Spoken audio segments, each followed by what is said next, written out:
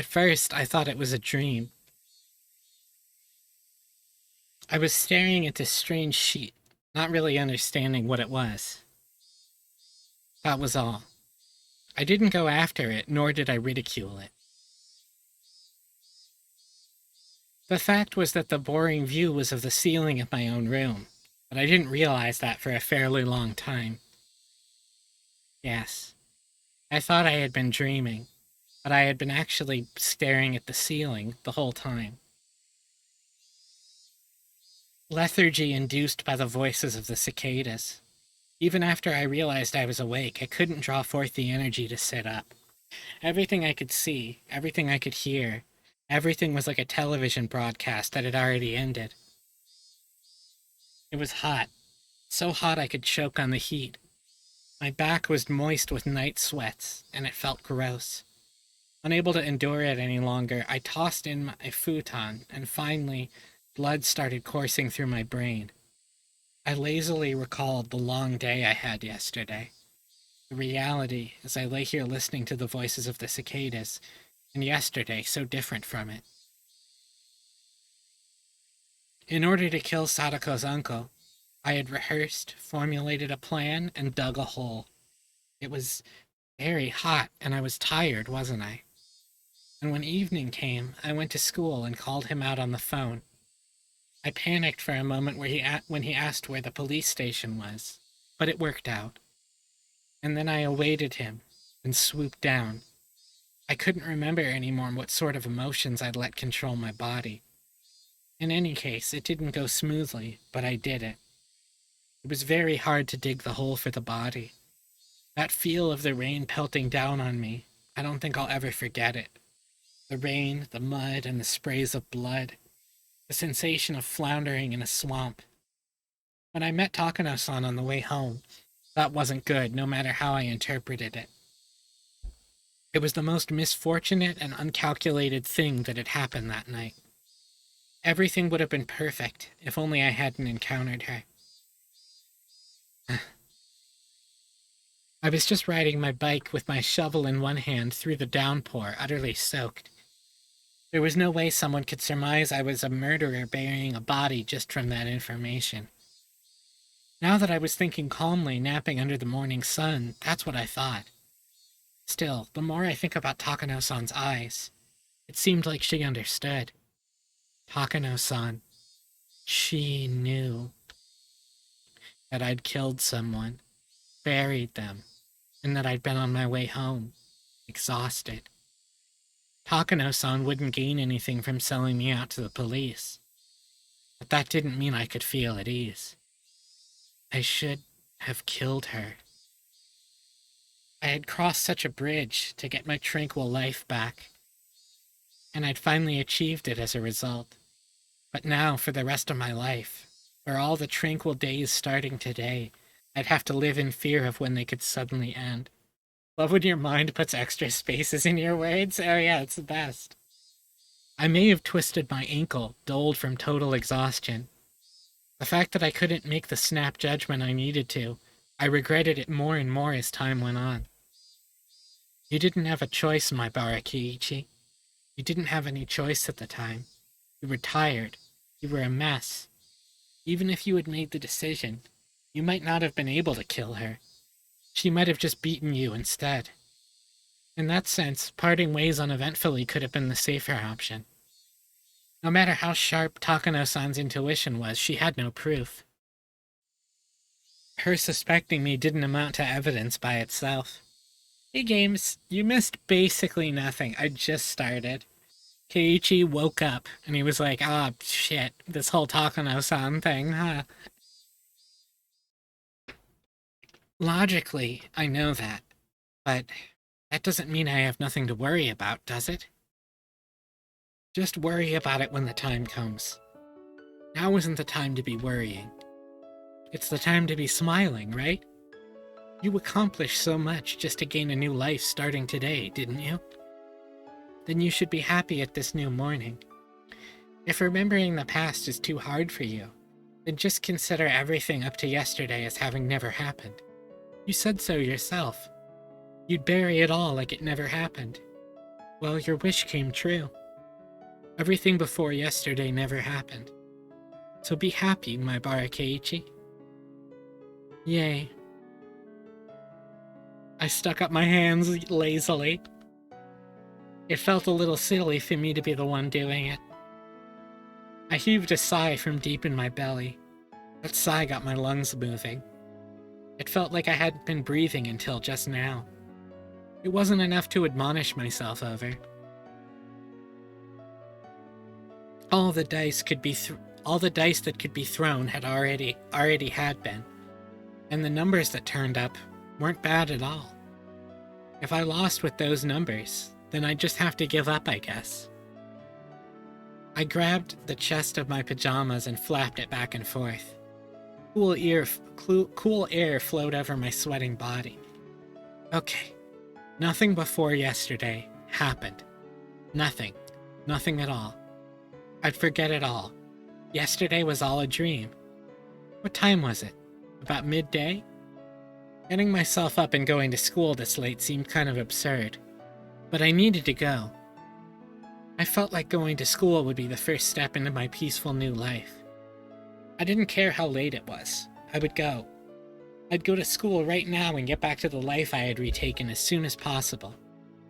My lazy body immediately became lighter at the thought. I rolled out of the futon, bounced onto my knees, and leaped upright. Nice! Stuck the landing!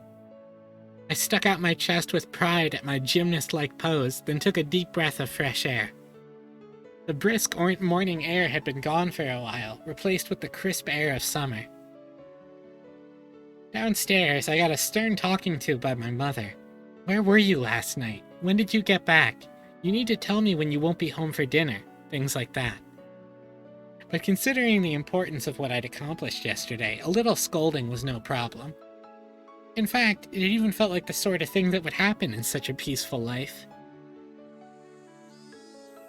I listened with an irresponsible smile and stepped out into the sun high overhead. It was around the time lunch break would be ending. Everyone would probably be worrying about me. I didn't go to the festival, and now I wasn't at school. Well, maybe they weren't too worried about it, since they would have gotten a small piece of news, but a happy one from Sadako today. Yes, the small piece of news that her uncle hadn't come home last night. Sadako would probably live her days in nervous tension for a while, thinking he might still come home. But eventually, those days would end. And finally, Sadako, too, would realize her uncle was never coming back. And then, Mika-chan would quietly invite her. She would say, "You could live with me again." And everything would be back to normal.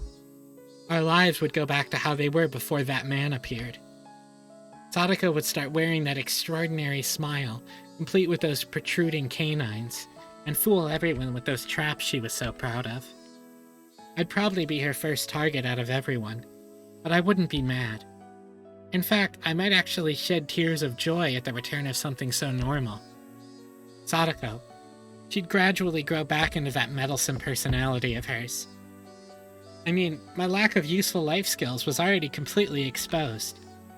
I wondered if I'd ever be a match for Sadako. But that would be such a pleasant thing to see, too. And with such warm, fuzzy predictions, I didn't feel bad for going to school so late. In fact, I wanted to run there now to get there as soon as I could. Instead, I decided to savor the peacefulness of just going to school like normal without running. A world I'd obtained for myself. It gave me joy just by walking like this. Yes, the world beginning on this very day was something I had won. Without that monumental feat yesterday, I would never have been able to come to school so cheerfully today. The school gate came into sight. Just then, I heard the principal ringing the bell to mark the end of lunch break. It was a clear, refreshing sound. I stopped despite myself and let myself take it in. Tap.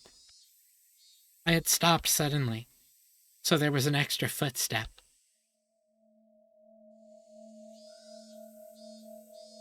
With a noise, The blessedness I was feeling throughout my whole body withdrew into any pore it could find. As if to replace it, I felt like hundreds of hairy caterpillars were climbing up my feet. I turned back, but of course nobody was there. A single footstep could have easily been my imagination. But the footstep felt so ominous. The extra footstep I had heard after seeing Takano-san off last night. With everything that happened on that insane night, I didn't mind something like that happening once. It had been a hell of a night after all. In fact, having just one hallucination was pretty fortunate. But those footsteps should have ended with yesterday, so if I heard them again today, there was really only one thing it could have meant. Last night still wasn't over. It was still going. Still. That insane night. Forever.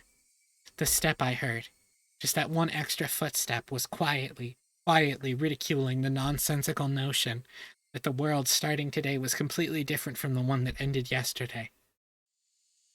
My classmates playing in the schoolyard all vanished inside like the tide going out. When I approached the school, it felt like that warm, fuzzy scene had ended, and it didn't feel good. At the entrance, I took a quick look in everyone's shoe boxes. Hojo Sadako, she was here. Mion was here too. And Rena, of course. Even Rika-chan was here. Tomita-kun and Okamura-kun were here. In fact, I didn't see any missing classmates. If their shoes were missing, if there were shoes missing, they would have to be my own. I took my shoes off and stuck them in, and took out some slippers. There wasn't a single pair left in the shoebox anymore.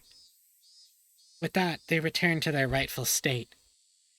But as I stepped onto the wooden floor, I noticed there was just one pair of slippers left. Huh. Whose?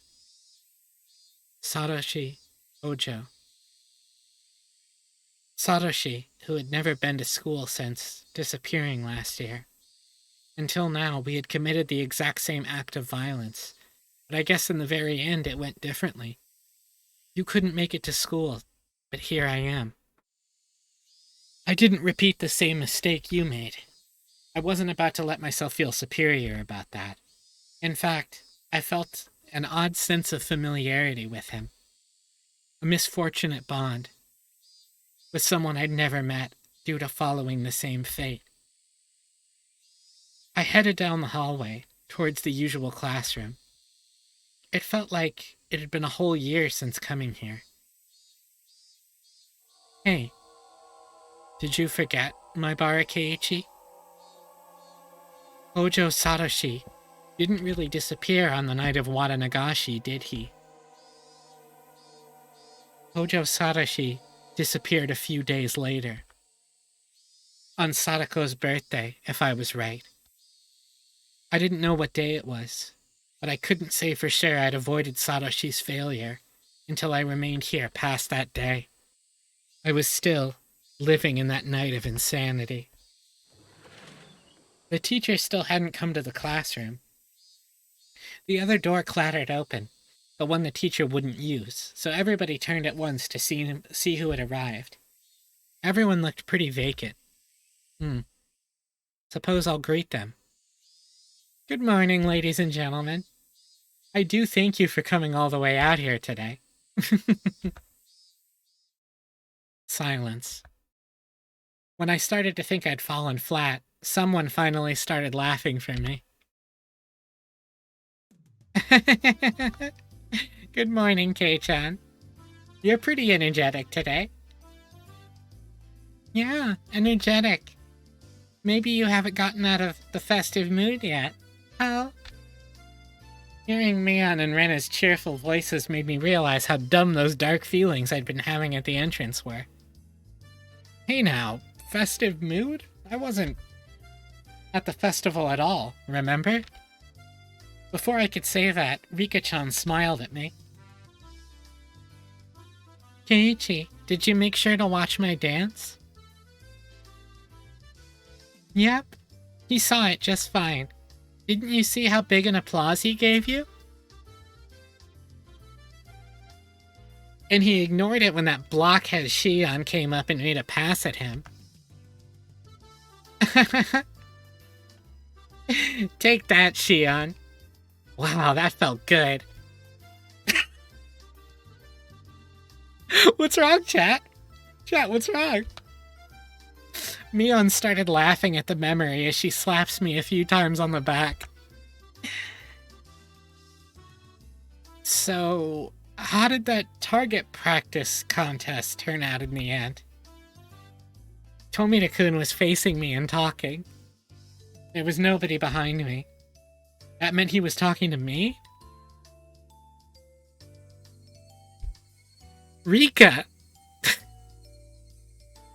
Tomitake turned up dead last night. Everyone had a good time with his punishment game. Weren't you supposed to be the one in last place, Rika-chan? It was such a turnaround when you pulled off getting that chewing gum. I should have expected that from a member of my club. Oh, they don't mean... Oh, she said turned up dead last. She said turned up dead last. There was no word night. Bro, they incepted me.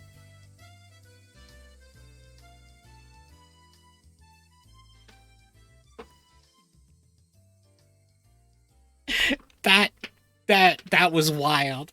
I saw the word night, even though it wasn't there.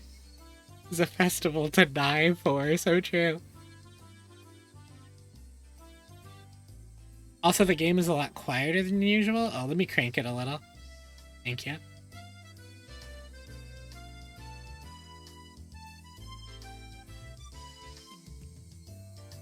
I should have expected that from a member of my club.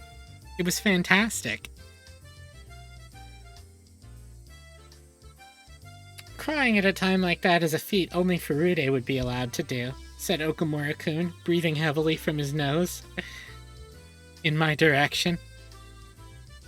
Everyone laughed. If anyone but Rika-chan had done it, it would have been against the rules.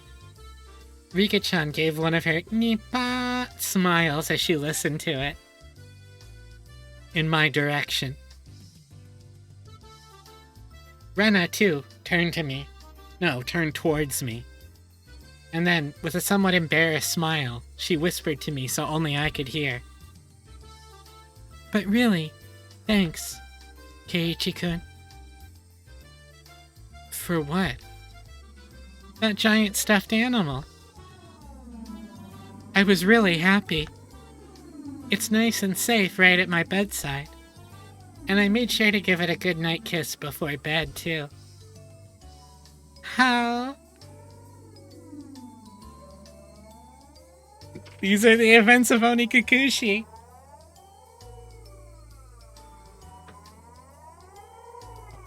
The class laughed at that, cheering and jeering. This whole time, the conversation had been a little bit off. I wasn't quite getting it. What's this? About a stuffed animal? What's this? Come on, we all worked really hard at the festival yesterday to get it down, remember? That gigantic stuffed animal. The gigantic stuffed animal. Yo, Lilybat, thank you for the raid. How's it going? Everyone, please give Lilybat a follow if you haven't done so already.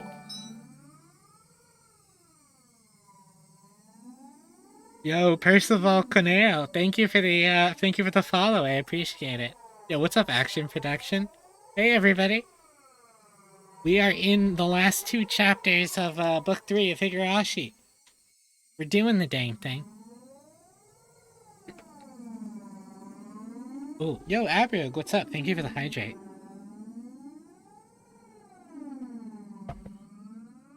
Welcome, welcome. Street Fighter V performance issues made me salty, so I stopped early. Thankfully, you only have 1 more day to worry about that, and then you never have to worry about it again. Oh, thank you for the posture check, first of all. Yo, Uber, thank you for the 100 bits. So true, so true. Hi everyone. I'm Proxy Askew. I'm an alien. I'm a VTuber. I play fighting games and RPGs and also visual novels. I've made the questionable decision to play all of Higurashi. So we're gonna finish book 3 tonight. Tomorrow I'll be doing a Street Fighter 6 launch stream. Very excited for that. Stick around if you're interested in any of that. And for now, let's get back to Higurashi. And please follow Lily Bat if you don't do so already. Good friend of mine, good streamer, cute bat.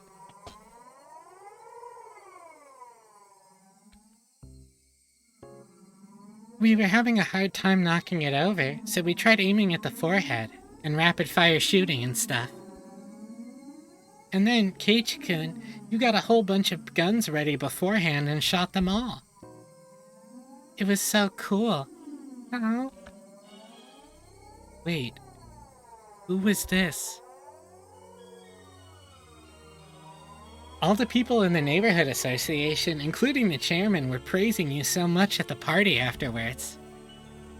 One of them said he'd fallen in love with your way with words. Kimiyoshi Tokuzo, the chairman of the children's committee, I think? He said he wanted to entrust you with a few of the stalls at the next festival.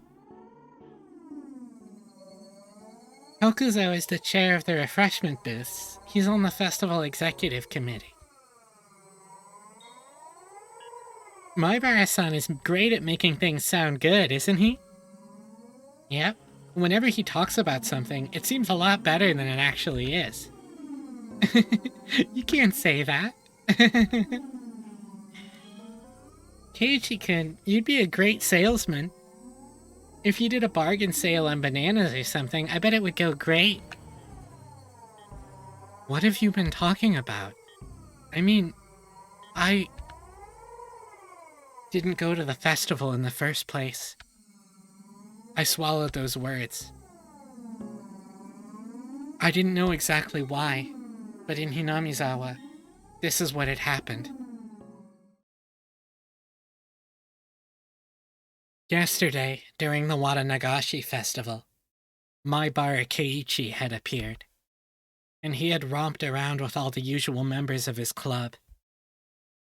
He made a big scene at a few of the stalls, snatched a few sticks of takoyaki and okinomiyataki in his glee, rating each of them as delicious or terrible to get everyone excited.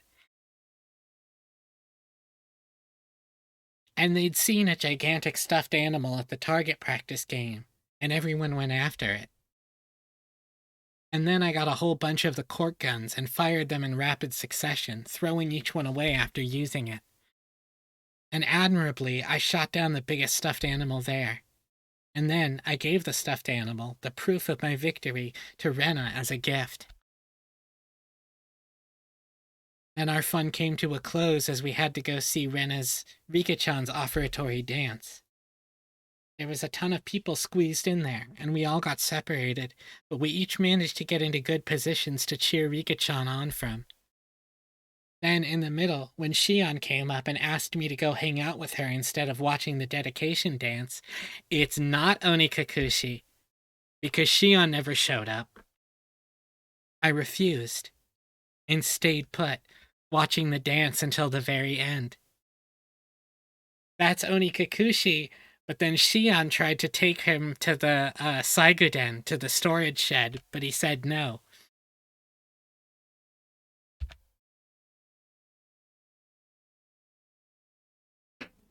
But who? Who was that? Well, everyone's been saying it, haven't they? Maibara Keiichi. I had an urge to yell in anger at my classmates for having so much fun talking about the festival yesterday with Maibara Keiichi. What the hell are you guys even talking about? Far stronger than that feeling, though, was the sheer uncanny nature of this reality I couldn't understand. A Marbara Keiichi who wasn't me was in Hinamizawa yesterday. As I threw away my humanity, turned into a demon, and was busy beating Sadako's uncle to death. I was having a great time at the festival last night. What the hell? I had to suffer through so much, desperately holding back tears, getting so worn out in that downpour, digging holes, chasing, beating, killing, dragging, and burying. Who was this Maibara Keiichi who had ignored me so and spent such a fun, carefree time at the festival, damn it? Who the hell stood in for me as I put my life on the line working so hard to achieve this treasure-like everyday life? If there was another Maibara Keiichi besides me, then what was I? On the night of Watanagashi, where one died and one disappeared in accordance with Oyashiro-sama's curse, there was only a demon who had killed someone. Dumbfounded, as I succumbed to a horrifying possibility, I looked around at my classmates to make sure there was nobody extra I didn't recognize among them. To make sure I wasn't among them. It was a horrifying thought. That the real Maibara Keiichi hadn't overslept and had come to school on time. And that I, who was no longer Maibara Keiichi, had just waltzed in here. But no matter how much I checked, the only people here were ones I knew. The man I met every time I looked in a bathroom mirror was not here. Okay, everyone. Time to start afternoon classes. Please take your seats. President, please lead the class. The teacher emerged and everyone hurried back to their seats. Upon finding me, who was so stupidly late, she gave me a stern talking to, but I wasn't listening to it. Wasn't our old life supposed to start today? Something wasn't right. Yeah, don't apologize, Lilybat. I was in the middle of an extremely tense scene yesterday and I interrupted by going, I want to fuck Takano. Zero, so true, so true. Something wasn't right. It was just strange. I was supposed to go back to my old fun life after yesterday. I had set foot in an incomparably mysterious world that was completely different from both my old life and my recent one. Yes, this was, without a doubt, a different world than the one I'd been living in until now. There was no way such an absurd thing could be possible. But unless it was true, I couldn't explain anything that just happened. Didn't half the chat say same? Yeah, they did. In this classroom, I was surrounded by so many faces I knew, and yet I felt so isolated. The cicadas sounded no different than they had before now, but they seemed somehow false. The air was parched and dry, too, making me think, was the air in Hinamizawa always this uncomfortable?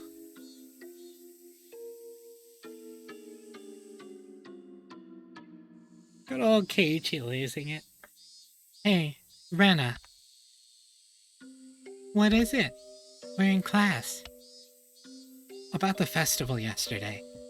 About when would you say I got there? Huh? To be honest, I was pretty excited afterwards, and I gobbled down some cans of beer. I mean, it's kind of embarrassing, but I don't quite remember some things. A random babbling, it wasn't a bad excuse. Eiichi-kun, you said you couldn't come at first, didn't you? You called Michan's house about it, right? That matched. I called Mion and told her to take Sadako in my place, since I wouldn't be able to meet up with them due to things I had to do. We all decided while we were setting up for the festival that we'd invite Sadako-chan. We wanted to bring her out someplace where she couldn't see her uncle for a little while. That was the same too. Mion said that when I called her. That everyone had already decided to invite her. And then we all went, me, Mi-chan, and Rika-chan, to Sadako-chan's house and brought her out. Sadako-chan's uncle seems like a really mean person. That part didn't matter. What I was trying to ask was, when did I meet up with you? How could you forget that? H-kun, I think you shouldn't be drinking until you're an adult. Whatever, when did I meet up with you? Well... At my sudden threatening demand, Rena was at a loss for words. Oops, I shouldn't have rushed that. I told her I was sorry. It was at the shrine grounds. It was unexpected. You were talking to Rika-chan, weren't you? Yep. You were having a fun talk with Rika-chan in her shrine maiden outfit. And then Rena came up and said, Hal, I'm taking you home. I was talking to Rika-chan. And I asked, Kei-chan, didn't you have something to do today? Then you pounded your chest and said it yourself. That letting loose at a festival was more important than some silly errand. I didn't say that. I never said anything like that. I never even went to the shrine grounds yesterday to begin with. I never had the time to stop by a place like that. I went to dig the hole as soon as I woke up. I had a pretty hard time doing it. After that, I snuck into the school and made a call. I called him out and laid in wait. And then it started raining really hard. With that kind of downpour, the festival should have come to a halt. In other words, it ended then.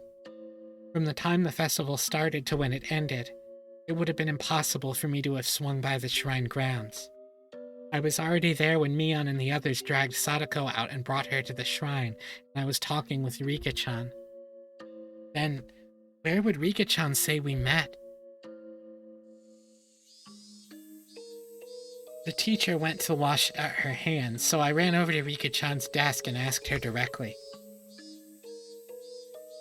With you? Yeah. We were talking to each other before Mion and the others got there, right? When did we see each other? When and where? I don't know what you're trying to ask. I drank so much beer I lost some of my memory. I don't remember a thing. It looked like Rika-chan bought into my babbling. We saw each other when the mayor and the others came out of the assembly hall. You were in front of the ritual implement storehouse. Huh? What? The ritual implement storehouse? I'd never heard a building called that before. Or maybe I have, but at the very least, I wouldn't know where on the shrine grounds it was. Why was he outside of the Saiguden? The mayor got real angry at you, since you shouldn't go near holy places without authority, remember? Eiichi, did you forget that too? I was too scared to ask anymore. The more I asked, the more it became clear without any doubt that Maibara Keiichi was present at the Furude Shrine grounds during the Wada Nagashi festival. The clearer that became, more doubts, no, fears I had. Who on earth was I yesterday? Whoever that was, he had a good time in my place, and managed to go the entire day without letting them notice I wasn't there. Oh, right. When did that person leave everyone? This morning, my mother got mad at me for having stayed out so late last night. Lily, do you have them both? You should probably eat pizza. Which meant at the very least that Maibara Keiichi hadn't come home while my mother was still awake. The festival would have been closed because of the downpour. If I recall right, when I went back to the house's storage room to get another shovel, I think the clock said 7. Since it was already raining hard by then, the festival would have had to close down before 7. If I returned that early, I would have definitely run into my parents. Or at the very least, they wouldn't have asked me when I got back last night. So the Maibara Keiichi from yesterday, that meant he never went home. That meant the downpour happened, the festival was broken up, and everyone left.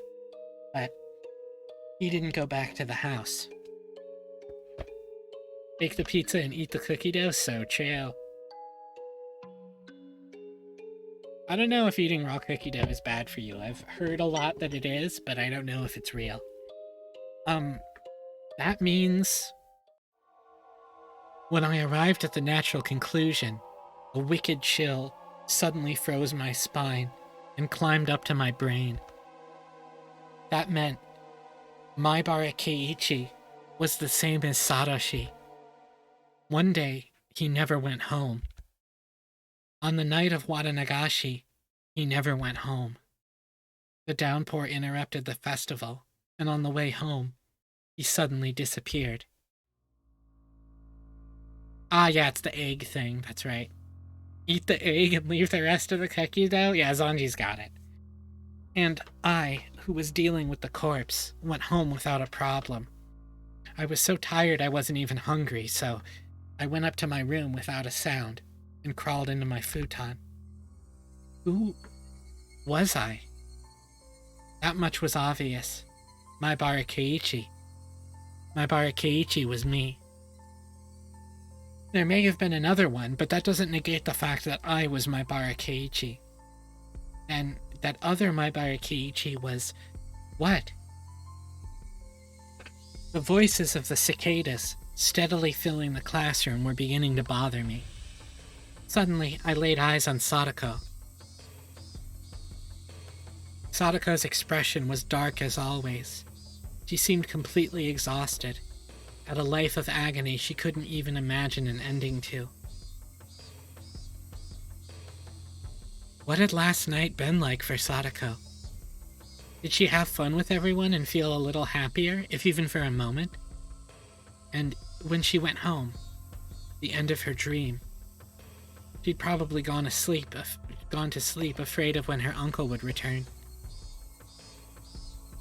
And then, this morning, her uncle hadn't come home. And then she went to school.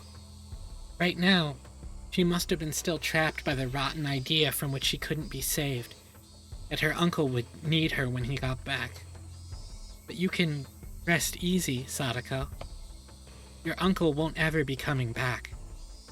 I couldn't tell her it was because I'd killed him. When Sadako realized on her own that her uncle would never return, then that would truly be the end of the long, insane night. That's right. I didn't do anything wrong. I did the best possible thing I could have done as Sadako's Ni. Not an atom in my body regretted it. And look, calm down and think, Maibara Keiichi. From a certain point of view, isn't it convenient there was another Maibara Keiichi? I buried the corpse perfectly. A beginning wouldn't happen.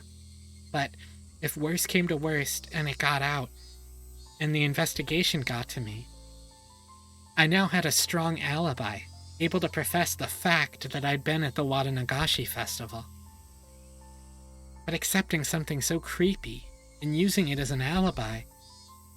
Still, if I proved I hadn't gone to the festival yesterday, it would do no good and a whole lot of harm. That was what left the really actually bad aftertaste.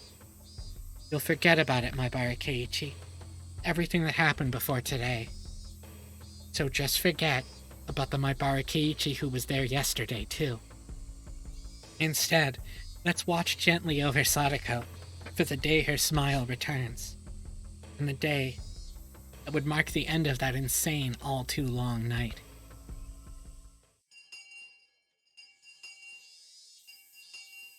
That's all for today, class. Please go straight to your homes, everyone. President, if you would. Everybody stand up. At attention. Now. Goodbye. I thought about many things, and saw my thoughts dispersed by many other things.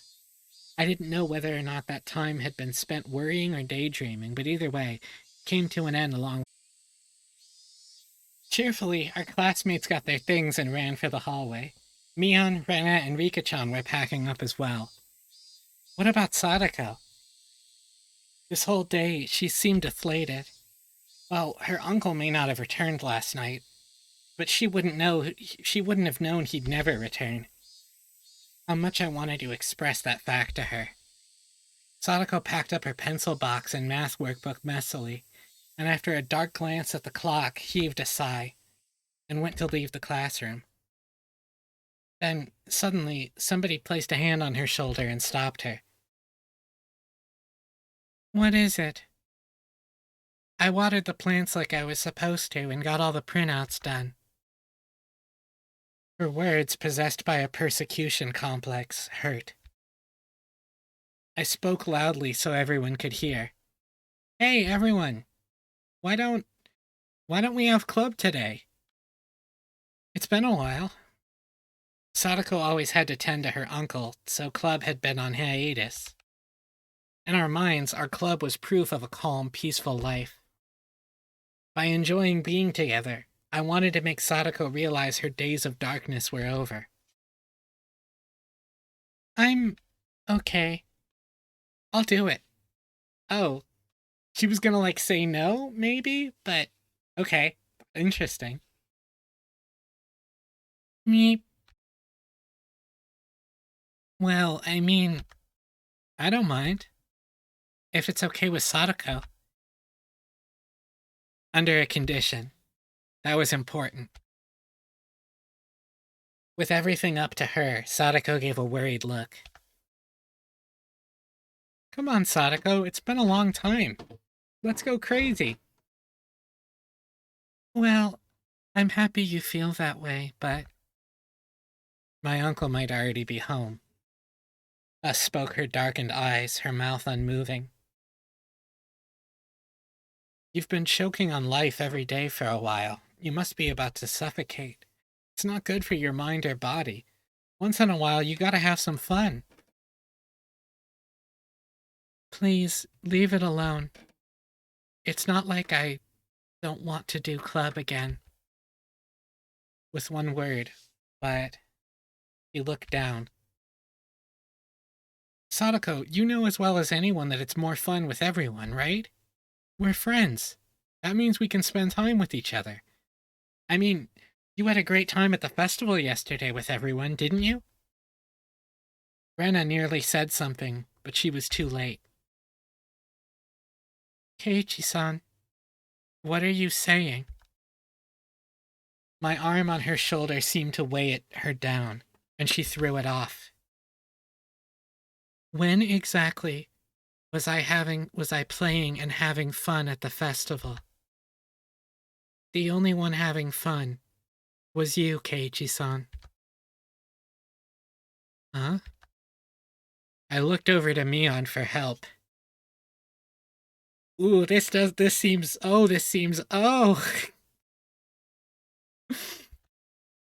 But now everyone was looking down. My instincts told me that Sadako hadn't gone to the festival. But Rena said it herself. That she went with Mion to Sadako's house to invite her. Sadako-chan left on the way there. She didn't go to the shrine. Why? I realized the absurdity of what I'd just said with Sadako in front of me. She said her uncle was waiting at home, and she couldn't have fun by herself when we were in front of the shrine. We tried to stop her, too. We told her her uncle said it was okay, and that he wouldn't get mad if she had a good time. At some point, tears had begun welling up in Sadako's eyes. Sadako was so afraid of her uncle that she couldn't even allow herself time with her friends and went home. No, she was even afraid of letting herself have a good time with her friends. Keiichi-san, you must have it nice, having a blast at the festival all night. They told me you went all out, didn't you? I'm very envious. Ah! Thank you for the hydrate and the posture check, Games. He's already dead and I still want to kill him, so true. Smiling to herself, her tears began to fall. I must provide for my uncle. It's completely different from you, with how you let your parents do everything. Sadako, I'm so glad you enjoyed yourself at the festival. I'm so glad you had enough fun for me, too. I mean, I want to participate in the club, too. Making such a racket with everyone is so much fun. But right now, I can't. I can't. Unable to withstand such violent emotion, a few teardrops slid down her cheek. But even though she was having such a terrible time, not once did she ever say it was hard for her. It was a sad, obstinate bravery. But the days when Sadako had to feel like that were over. Sadako didn't need to endure it, to bear it anymore. She could forget all about it now, and smile. I was so frustrated at not being able to tell her that directly. Instead, I said something that I'm not sure I should have said before I thought twice about it. How bad is this gonna be? Place your bets. How bad is this gonna be?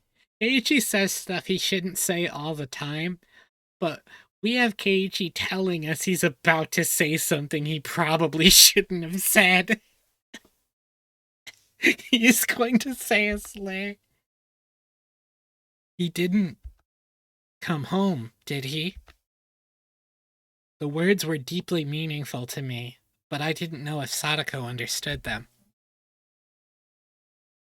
Didn't come home? Who?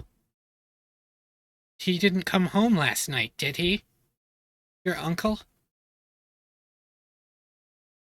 What are you talking about, Keiichi-san?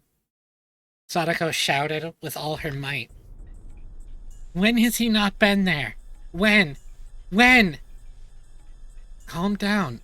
I mean, he didn't come home yesterday. Did he? I don't understand what you're trying to say, Keiichi-san. Sadako, what are you talking about? I mean, that man, I killed him. Killed him yesterday. Killed him for sure. And I buried him. Buried him whole. He could have never returned to his house. Even yesterday, he was torturing me so much. He yelled at me. He shouted at me. He found fault with everything I did. He threw the dinner I made for him on the floor. He dumped his bowl of miso soup on me, too. It was hot. It was messy. And I cleaned up all of it. I cleaned all of it. What? Our stories weren't matching up. Night. And this morning, when he woke me up to make him breakfast, he got so mad at me. He would have gotten mad at me whether I'd gotten up or not. Sadako. Rika-chan went over to Sadako and said a few words of consolation. But Sadako angrily refused those words and thrust Rika-chan away. Nini! Nini! Come back! Come back! Crying, Sadako slowly walked out into the hallway. After a moment, Rika-chan went after her. I couldn't stop thinking about the words Sadako had spoken while crying. I buried her uncle last night. But she said, this morning, that was impossible. I buried him last night, so she couldn't have seen her uncle this morning. What was What was Sadako? At that point, I heard Mion's cold voice. Hey, Kei-chan, what did you mean about Sadako's uncle? I said too much. I let my emotions get the better of me. Rena heard it too. You said Sadako-chan's uncle didn't come home. Why? Why didn't he come home? That's strange. Sadako-chan's uncle was right there this morning, wasn't he? So why would you say he didn't come back? Come back. Kei-chan, you've been saying weird things for a while. Suddenly, Mion and Rena started to speak in strange and creepy voices. What were they doing? What were they saying? Kei-chan, is it somehow inconvenient for you for Sadako's uncle to be around? No, what are you talking about? Of course it would be better if Sadako's uncle wasn't here. Yep, that's true, of course. If only he weren't here, right?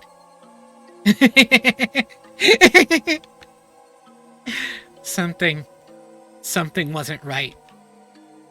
The next thing I knew, Mion and Rena were smiling thinly, and their eyes were dark and muddy in a way I'd never seen before. As our eyes met, that mud even seemed to fill the air. Sadako's uncle is an awful person, no doubt. I think we'd all be better off with him just gone just as much as you do. But he's here. There's nothing we can do, right? Nothing we can do. Something's wrong. Something's clearly wrong here. What the hell was happening? Yeah, this is the first time we've seen Rena's fucked up eyes this book. She did not have those eyes when talking about Satoshi. She absolutely, yeah. But he should have seen them. Interesting. Why didn't he? Why didn't he? Oh, did she have the fucked up eyes? Yeah, she did. She did. You're right. She did for a second.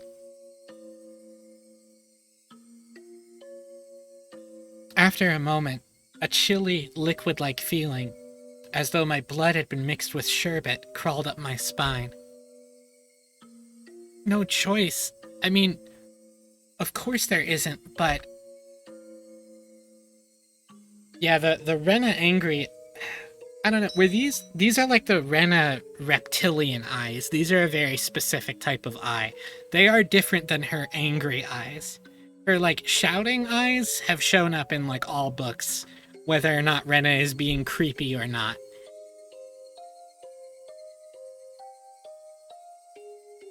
That is just that I will confirm that angry Rena face is just Rena being fucking mad at you. That is just POV Rena is mad at you. Of course there isn't, but then Sadako will never...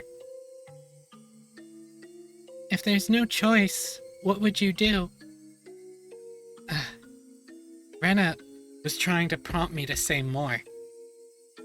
There really was no choice, so I killed him. I killed him to protect Sadako.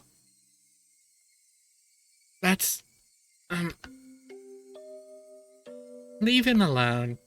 I think things will resolve themselves soon enough. Sadako-chan said her uncle was here, so he's here. He was here yesterday, and he's here today. She said so it's fine, right? Right? Mion and Rena were speaking unbelievably dismissively. How could they be talking like that? Mion and Rena, they were my friends, and were seriously worried about Sadako's abuse, weren't they? They would never blurt out something like this. And I definitely killed Sadako's uncle. No matter what Sadako or anyone else says, I wouldn't acknowledge it because him being alive was impossible. There is no way he was alive. It was impossible. And yet, since Sadako herself said he was there, then he was alive. I didn't know why or how, but suddenly Mion and Rena were at my side, standing there silently. Let's go home, Kei-chan. After we leave, Rena wants to go treasure hunting for the first time in a while. Mi-chan is coming too. Kei-chan, you should come along. Of course, you're not allowed to refuse. If words could freeze blood, then there was no doubt that they would have frozen me solid. Keiichi's on his bullshit. I could hear it. A layer of thin ice. The sound of all my muscles tensing. And with them closely at my sides, we left the school, as if they were police officers taking me away. They talked about silly things the entire way home, like they always did, but they always stood at my sides, as if to prevent me from escaping. This was strange. Everything about this day was strange. Actually, it had been strange ever since the previous night. Yes, thinking back, it had been strange ever since killing Sadako's uncle. That creepy meeting with Takano-san was only the beginning. That insane night was still continuing. Yes, it still hadn't ended. What? What's wrong, Kei-chan? Why did you suddenly stop? Sorry, it's nothing. When I stopped, it was distant, but I definitely heard them. An extra set of footsteps. That was proof. Proof that insane night hadn't ended. Mion left where she usually did, and finally we came to my house. Okay, Keiichi-kun. Wait here for me. Rena will come to pick you up soon. What was it? She was inviting me along on one of her oversized garbage treasure hunts at the dam site, right? But why now? Mion coming along was strange too. Mion may have accepted Rena's little hobby, but she hated fishing through garbage, so she'd never come with her before. And the location specifically being the dam site was a little creepy. The dam construction site was completely outside the flow of everyday life. It was so remote that no one ever went there unless they thought to in particular. Nobody lived there, and there were no lights, so at night it got dark very quickly. I was being forcibly invited there. There was no reason I had to fear Rena and Mion. Besides, wouldn't the trouble I'd make by refusing them be a pain to deal with? In that way, it didn't seem like going treasure hunting with them was a bad idea. But that insane night was continuing. Haven't the sirens of instinct been wailing in my mind for a while now? Warning me that Rena and Mion were strange, that I needed to be cautious. The warning sirens were so freaking loud it felt like my head would split in two. Rena, I actually have something to do. Something to do? Like what? Like what? I just have something to do, okay? If you had something to do, why didn't you say it while Mi-chan was here? I already told her to meet us at the dam site before we split up. Rena was smiling, but her words made her discomfort clear. Sorry, I just kinda missed the opportunity to say so. Really? You're lying, aren't you? You just made that up now, you liar. That's what Rena's eyes said to me.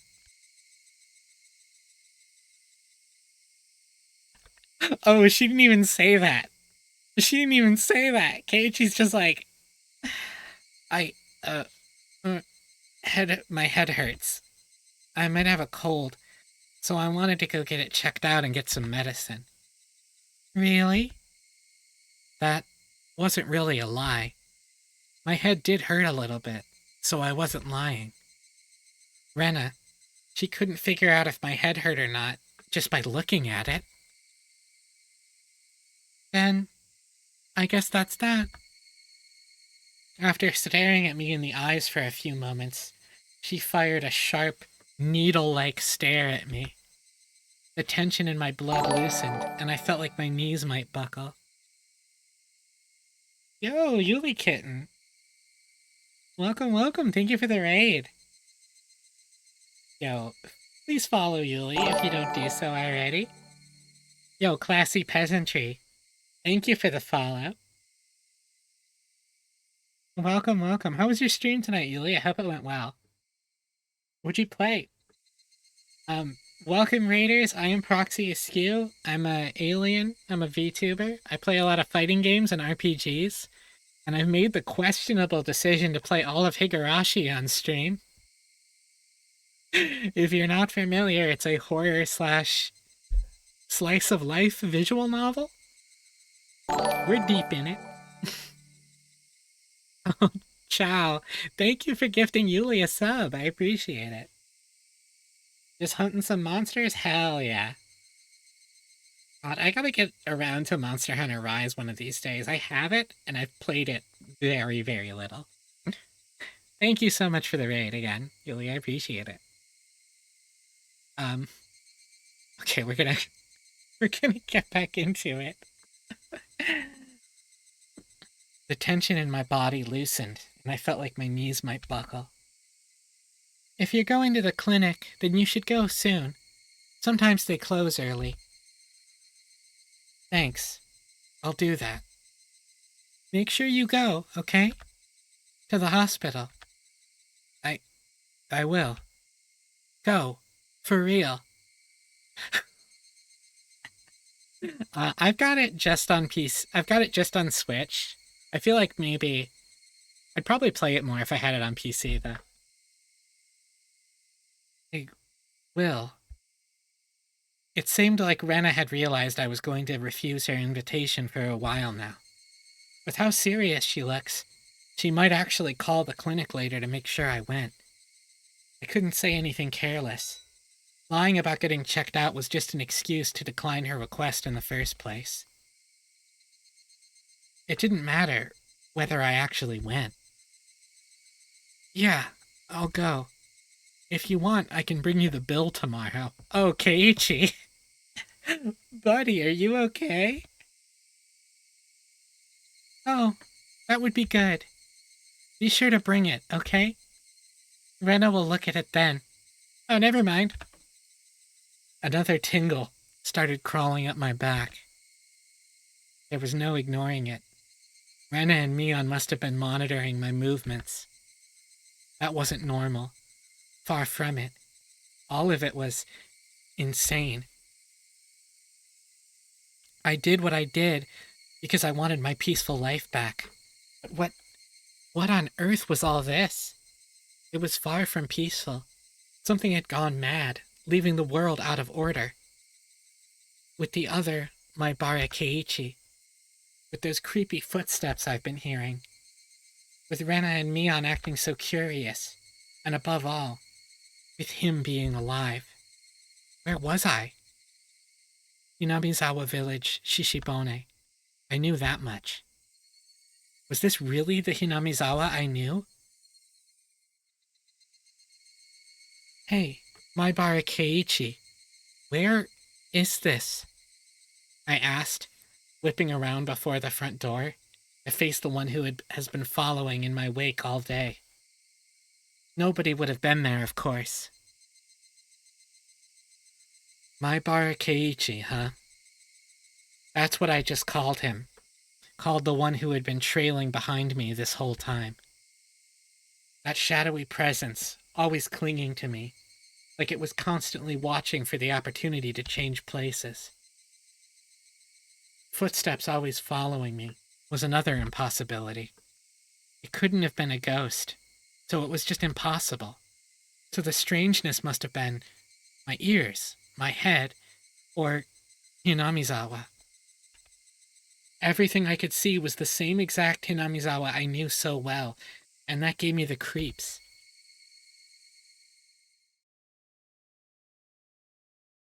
Eventually, I decided to go to the clinic.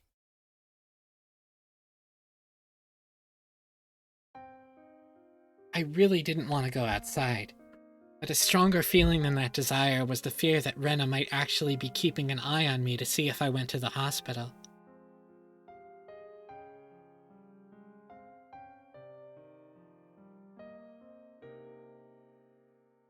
But before I went to the clinic, there was something I wanted to make sure of. Ooh, this song is nice.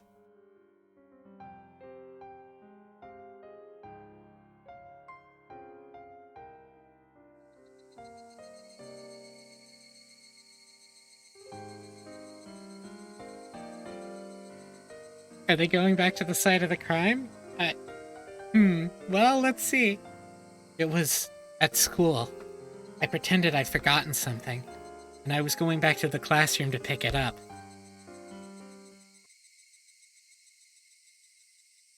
Interesting theories, yes. As soon as the thought crossed my mind, I was overwhelmed by paranoia. I was just going to the classroom, but I hated it so much, having to be so careful to fake it. After carefully verifying once more that nobody was watching, I went over to the locker. Yes, Satoshi's locker. I committed the crime with the bat I found in this locker, Satoshi's bat. And then I had thrown the bat into the swamp, which meant the bat shouldn't have been inside. But, what if the bat was still in here? It was a very dreadful, incomprehensible idea, but if it was true, it would explain a lot. If the bat was in here, yesterday's events would have all been a delusion. No, an illusion. I hadn't killed anyone, and I'd gone to the festival. I had a great time rampaging about with everyone. It would prove that Maibara Keiichi was really me. Proof that I was only under some strange assumption that I had killed Sadako's uncle. Proof that it had all been a wild fantasy. That would explain everything. Nothing happened yesterday. I had just gone mad, unable to separate my shocking uncle-killing dream from reality. What if instead of Tatarigoroshi-hen, what if instead of curse-killing chapter, this was called uncle-killing chapter? How funny would that be? That would explain everything. If the bat was here, would I be able to accept that reality? If it was here, nothing will have changed. If it was here, it would just mean I'd gone crazy. Preparing myself for the worst, I opened the locker door. I don't know uncle in Japanese, unfortunately. I was actually scared of opening it, so I threw it open with a bang. And just like the first time, the choking scent of smell and sweat, like a stale towel, came flowing out. There was a baseball uniform and some miscellaneous other things, like notebooks. There was also a shoe pouch. And as for the bat, it wasn't here. Oh my god. They waited so long. It was how I left it when I took the bat out. There was no doubt. Yesterday really happened. Now that I knew I wasn't a lunatic, I felt relieved. But at the same time, if I wasn't the crazy one, then Hinamizawa was. And that was evidence of a reality I found as difficult to accept. There was noise, somehow, creeping into everything I saw, and the world was losing a tiny bit of color. So, what did I know about last night now? Now that I'd made sure the bat wasn't there, I didn't need to be here anymore. Shall I go? For real, to the hospital? It was my first time going to the hospital, but from what I had heard, it wasn't far from school. Okay, sorry, I have, food on the front porch. I texted my roommate to see if she would get it, but she is not looking at her phone currently, so I have to go grab my food off the front porch. But I'll be back in like 2 seconds. Okay, 2 seconds.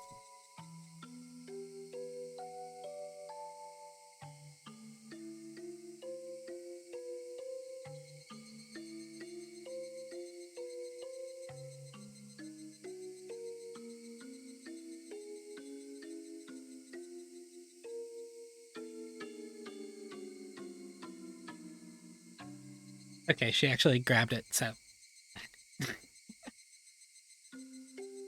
That was a short break, I know.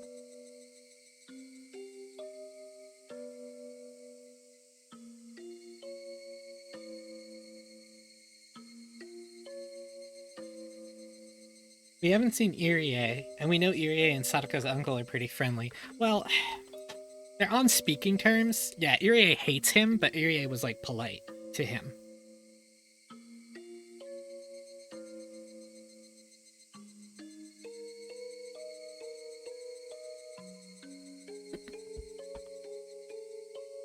And we know he didn't kill Tometake, because in the tips, Tometake was found in the same place having clawed out his own throat.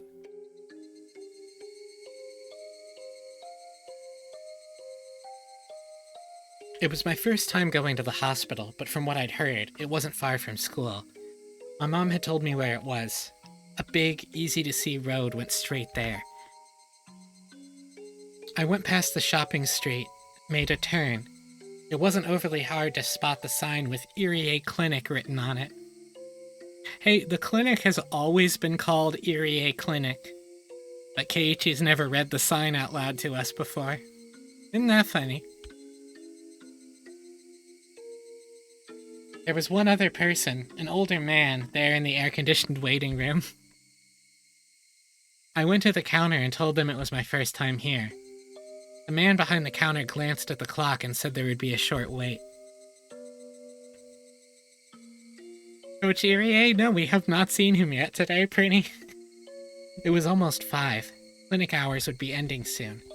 As I sat in this unfamiliar waiting room, isolated from everyone, and let myself feel the cool air, I actually felt relieved. What should I tell the doctor when he comes? I could tell him I had a cold, but I was the very picture of health. Actually, I wanted him to check my head. I wanted someone to confirm for me whether I was really sane or not. Maibara Keiichi-san, please come into the examination room. Huh? The voice from the other side of the examination curtain. I thought I'd heard it somewhere before. Hello. This is the first time we've seen each other here. Coach! Coach, you were a doctor? Now that you mentioned it, he did seem to know his way around when he was looking at my shoulder in the nurse's office. It would make sense if he was actually a doctor. Come to think of it, our teacher called him Irie-sensei, didn't she? Well, yes, I'm more or less a doctor here. Doctors have it really good, you know. You get to... I could inject them with a weird chemical that'd make them my slaves and have them be my personal maids. I felt the need to read that line out loud at the very least. Thank you very much. Just seeing that made my cold go away. I'll be leaving now. Polite bow. Whoa, wait. Maibara-san. A joke. It was a joke. Come, sit down and let me take a look at you. I'll need to use my stethoscope, so show me your silky smooth chest, Maibara-san. For some reason, I felt really relieved. Hey, isn't Irie the manager?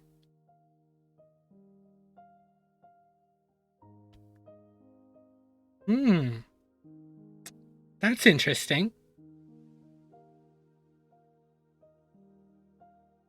Why do you say that, Spade?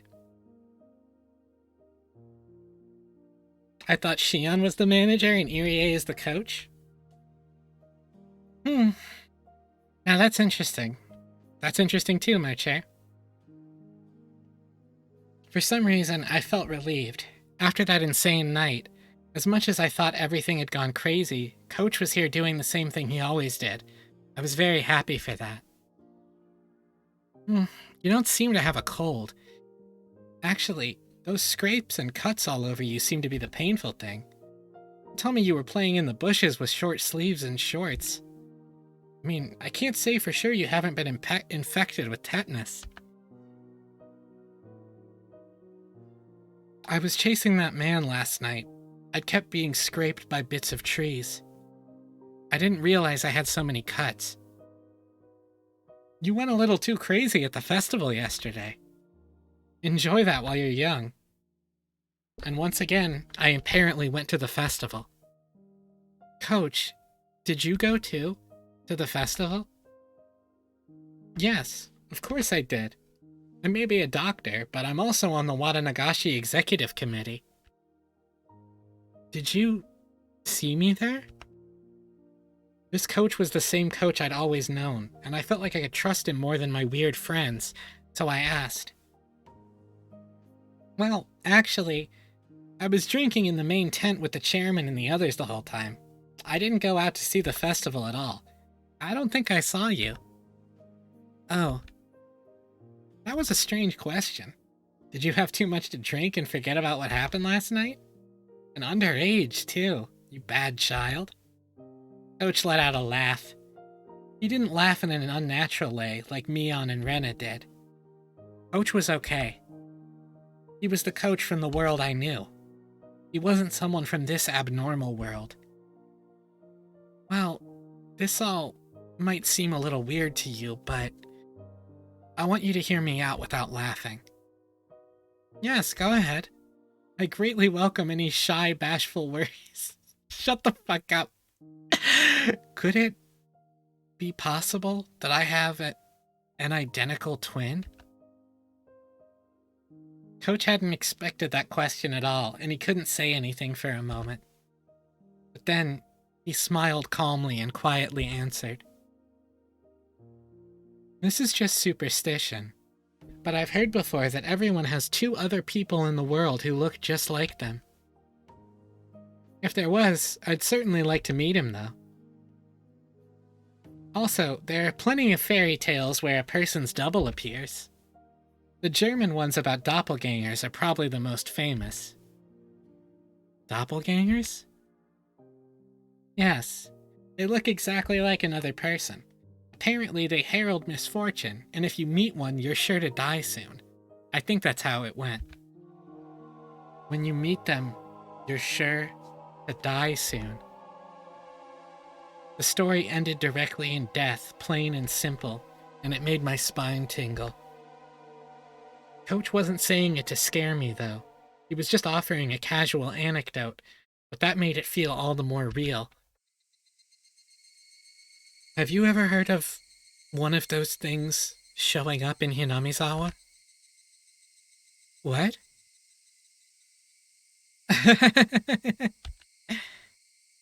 Well, I can't say that I have. Coach must have thought he was being teased, so he laughed in an exaggerated way.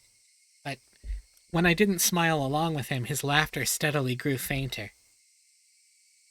I'm sorry, well, it was sort of being serious. No, I apologize for laughing. Was there something you were worried about? I wondered if I should tell him. Then, after resolving myself one final time, I slowly spoke.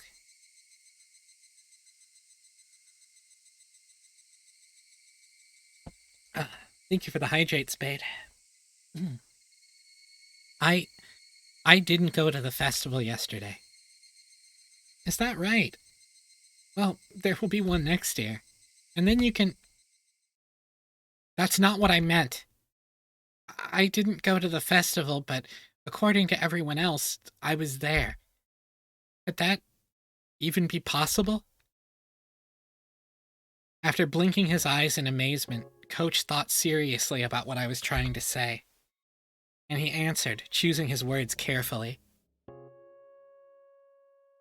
Let me make sure I have this straight. Maibara-kun, you went to the Watanagashi festival but don't remember it. Am I right? I was trying to say something completely different, but I suppose any sane person would come to that conclusion. That night, Maibara Keiichi was actually at the festival, but I was saying I didn't go.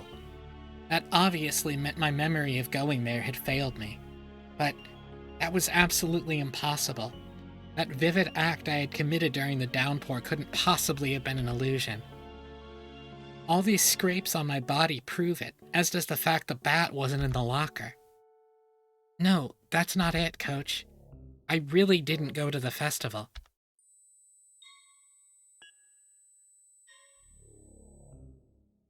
Please don't take offense, Maibara-san. Have you ever had an experience where you were suddenly somewhere unfamiliar and you couldn't remember why? No. And I didn't lose my memories or anything, because while the festival was going on, I was definitely doing something else. It wasn't like I was asleep and unconscious or anything. In book 1 he did, yeah, he did. Bro, dissociated. You're certain you were doing something else? I know I'm being awfully rude, but are you sure you're not mistaken? I know I'm not. My memories are as clear as day, and they were real. During the festival, you weren't at the shrine, and you were doing something somewhere else. Can you definitely prove that? That's right. Thinking it through brought me to this. There was only one way to prove that I really wasn't at the festival yesterday, and that was to show that there was no doubt I had killed her uncle. Coach saw me struggling to answer, and his eyes looked a little cold. I guess they would. After all, from Coach's perspective, I was just a weirdo sputtering nonsense. He's trying to diagnose you, you dumb... Okay. Would you like to lay down? Maybe you should relax and take it easy for a bit. Sorry, I didn't really come here to lay down. You seem to be a little worked up. Why don't I give you a sedative that'll let you sleep for a bit? That way... I'm not being strange! Coach seemed to realize he was treating me like a deviant, and he raised his voice. I apologize if I've offended you, so please calm down. I definitely didn't go to the festival. That's the truth. I understand, so please calm down, take a deep breath. No, you don't understand at all. Coach was stunned, and stared in stupefaction. I do understand, Maibara-san. You didn't go to the festival yesterday. Is that right? I believe you. Coach jotted down a brief note in his records. He was writing it in German, so that his patient wouldn't know what it said. But I could make a good guess as to what he wrote. You won't believe me until I tell you everything I was doing at the time, will you? No, I believe you. Please, sit down. Before I sat, I tilted my head back a little. The blood in my face all drained out, and I quieted down. After taking a deep breath, I made sure I was calm now. It would have been impossible for me to be at the festival, because at that time, I was... Should I tell him or not? I really didn't want to go on living like this, feeling this horrible. And I said them, the final fatal words, because I was killing Sadako's uncle at the time.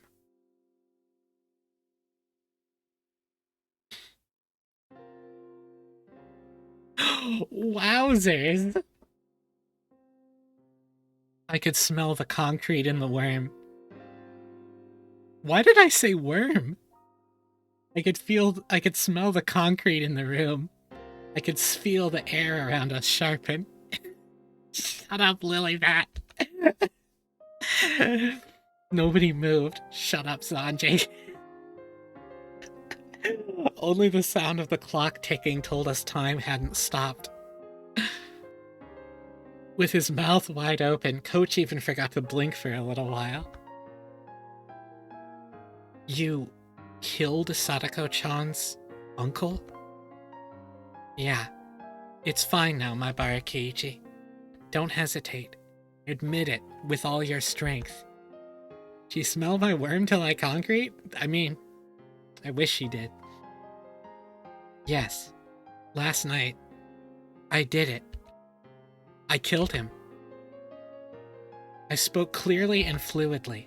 I could easily tell that Coach's mind had gone completely blank. Woo? Fuck you, Lilybat. I'm gonna bite your ass. Why would you... No. That was a foolish question. I believed it was the most direct method of saving Sadako, so I carried it out. I don't have any regrets. I see.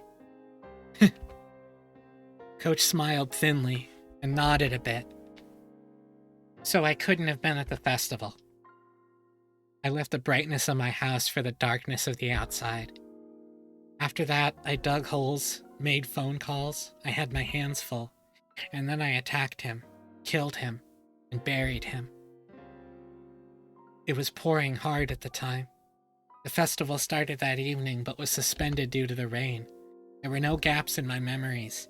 From the late afternoon until it started to rain, there was no time for me to possibly have gone to the festival. And those wounds, are they from that? Yes. There's a road through the forest near Sadako's house. I attacked him there. He ran, but I chased him, and finally killed him near the road that leads to town. Is that true? Killing her uncle, it wasn't some wild fantasy? I could tell that Coach didn't believe me. So I spoke slowly, not letting myself grow excited. It's true. I killed him with Satoshi's bat. I threw it and the uncle's motorbike into the swamp. I dug a hole, killed him, and buried him. I did it all by myself. Sadako-chan's uncle drove past you on a motorbike, did he? Then you predicted he'd do that and just waited? I assumed he wouldn't be leaving his house that day, so I lied to him over the phone to get him out. You called him? But your house is so far away from Sadako-chan's. I wouldn't think you'd be able to make it there so soon after calling him. I used a phone closer to where I was going to attack him, the one at the school. But, Maibara-san, it was Sunday. Wouldn't the school have been locked up? A forest ranger happened to go inside for a bit. I slipped in when I had the chance. After that, Coach grilled me on a few different things regarding the incident. He made sure to question me carefully, looking for any contradictions in my account. I'll believe you. What you did yesterday doesn't seem like a dream. I explained everything, including minor details that only someone who had actually committed the act could explain. I could, of course. It was only yesterday.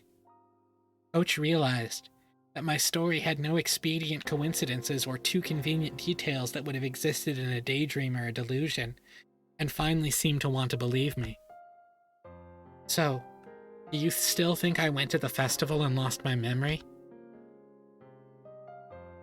Coach slowly shook his head.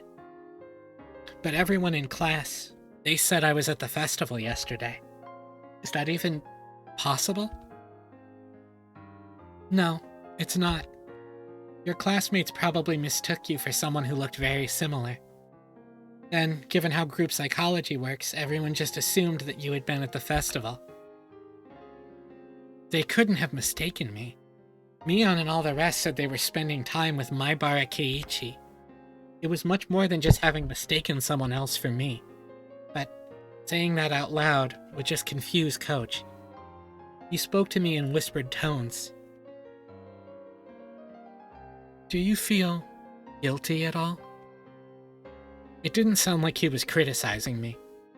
And even if he had, I would have flatly said the same thing. I don't. I did it so that I could return the peaceful days that he'd stolen from us. So I plan to forget all about having killed him and live my life as usual. Once Sadako's regular smile returns, the one from before he showed up, everything will finally be over. Any chance that someone witnessed the crime? I don't think so. If someone had seen me, I would have been arrested already. I am a doctor. My job is to save lives. So I cannot make any statements to the effect of condoning the taking of another's life. So instead, I will say this. Coach slowly rose and placed a hand on my shoulder. For saving Sadako-chan, I thank you. Coach's eyes started shedding warm tears. When I looked at him, I started to feel some tears of my own. I didn't know what I was crying for. And so, for a little while, the two men in the room fought back their tears. But it's strange. What is? I'm sure I killed him, and yet he seems to have returned home alive. Coach's expression immediately sharpened. Depending on the situation, there are many ways that mere unconsciousness can look like real death to a layperson. Do you think it's possible he was just knocked out? I didn't check for a pulse, but I'm pretty sure I did him in. Can I ask you to reproduce the situation in which you attacked him, Maibara-san? Coach rolled up a Health and Fitness Week poster nearby and offered it to me to represent the bat. Though I may have been lost to the emotions of a beast that night, I remembered in detail the number of times I swung the bat, the angles I had swung from, and the force I had applied. Using Coach as a stand-in for the uncle, I reproduced them over, one by one. And when he tripped and fell, I bashed him in the top of the head like this. When I did, it felt different from the other strikes. I thought I'd cracked his skull. Coach was calmly analyzing this information, using the places I'd struck in the situation at hand to find out the state the uncle's body had been in. I wasn't totally sure he was dead, so I hit him a few more times after he fell. Did he react at all? At first, I sort of felt his body jolting with every hit, but then eventually that stopped too, and he didn't react at all. Coach folded his arms and said, a few times. And then he spoke. He's dead. There's not much doubt about it. He didn't just look like he was? I can't say very much just from your story, Maibara-san, but I think it's almost certain. Besides, you buried the corpse in the mud, and that took you quite a bit of time, right? Let's say it took you 30 minutes. That would mean he was buried under the muddy water for those 30 minutes. If you don't breathe for that long, your brain will die no matter what. You mean, even ignoring how hard I hit him, he would definitely have died while I was burying him? That's right. It's impossible to stay alive buried underground for 30 minutes. Impossible. You're right. But Sadako, she says he's still alive. Coach, a doctor, just gave his stamp of approval that he was dead for sure. That made it seem all the more unfair that he could still be among the living. Maibara-san, this is a really horrible idea, but is it possible that the person you killed wasn't actually her uncle? Huh? He's right. That could be why. It cleared up the inconsistency of my definitely having killed someone, but him still being alive. There's no way. I mean, we were both at Sadako's house when she was bringing his alcohol inside, and there was a man who stuck his face out the window to look. It was him, right? That was Sadako's uncle, right? Yes, you're not wrong. It was that man. Could she have more than one uncle or something?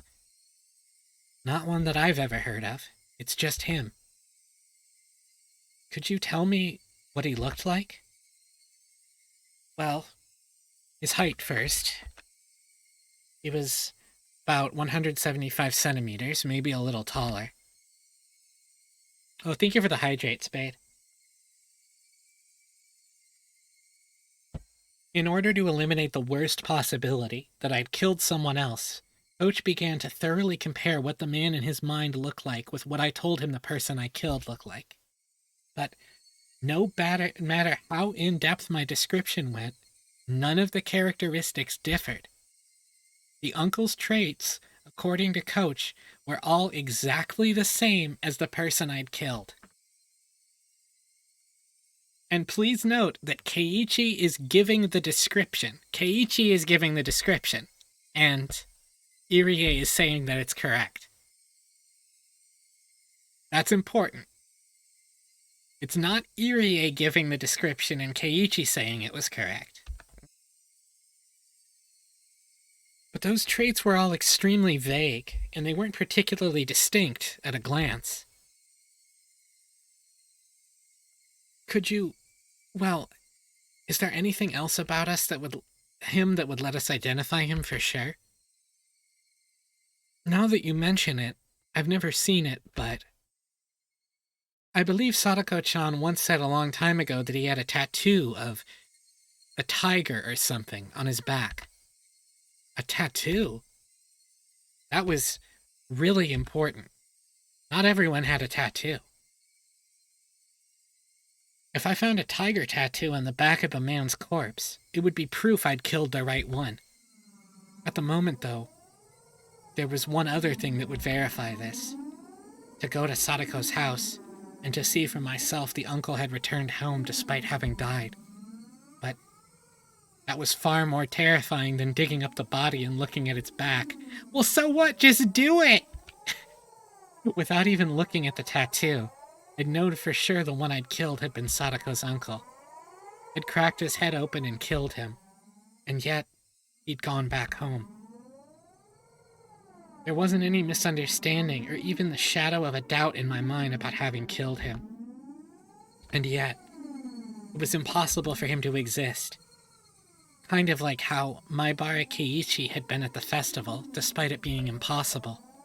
The small commonality made me feel as though a faint but bizarre force was permeating this insane Hinamizawa. I wonder what on earth could have happened. Despite you not going to the festival and killing Sadako-chan's uncle, you were at the festival, and the uncle you killed is alive. None of this makes any sense. When I look at everything that way, it's almost like I'm just having a nightmare, and there's no killer at all. But it's the truth.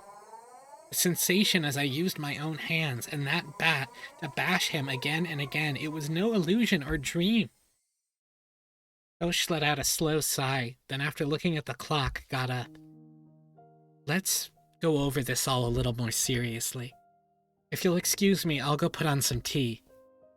Clinic's about to close after all. I need to let the other employees leave. Coach stood up and went out into the hallway, leaving me alone. The clock was about to strike 6. I was at the festival, and the uncle I'd killed was alive.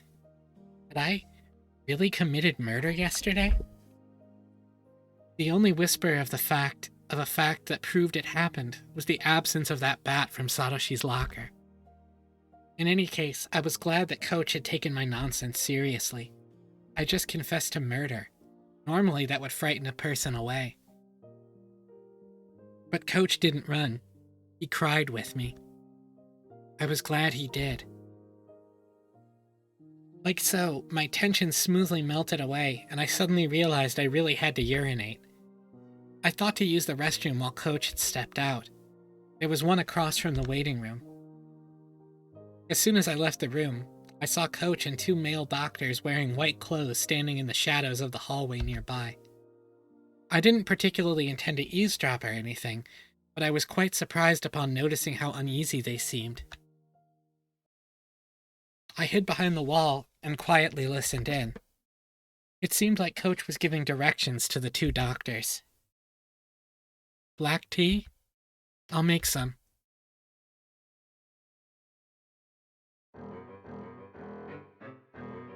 Mix in amorabarbitol or Ravenol. Cover the taste with milk and sugar. He may grow suspicious at the sudden onset of drowsiness. It's possible he may get agitated and become violent. We will handle that. How many male staff are still here? 1 mountain dog, including us 3.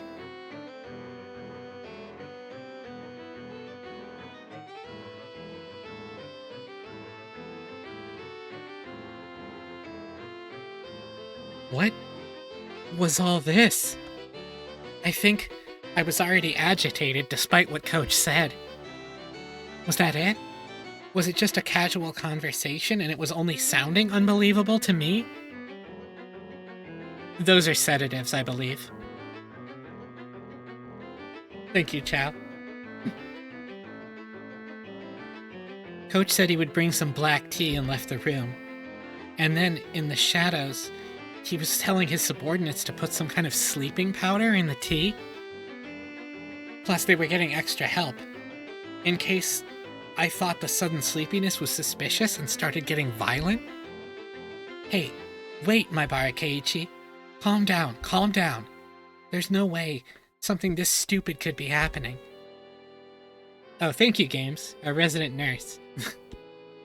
I mean, he was genuinely listening to my story, and he even cried with me.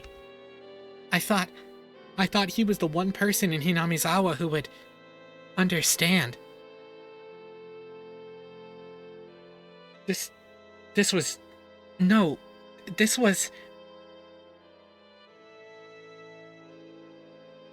There are signs of fabrications or falsehoods, and his memories of yesterday, in particular, are completely confused. He can no longer tell truth from falsehood. It's quite similar to multiple personality disorder.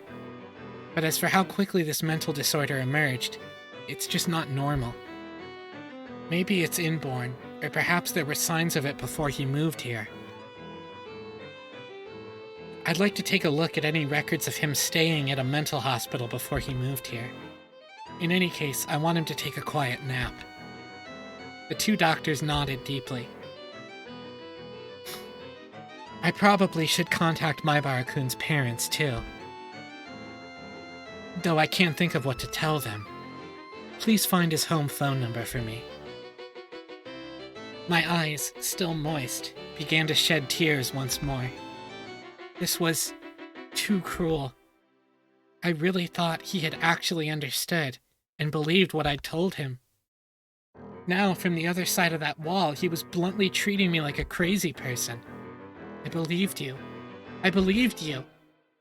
I had let down my guard because I thought you were the only ally I had left after that insane night. Was that a lie? All that about thanking me on Sadako's behalf. Were you just pretending in order to keep me placated? Shut up, Sanji. Oh, my tears fell to the floor in frustration.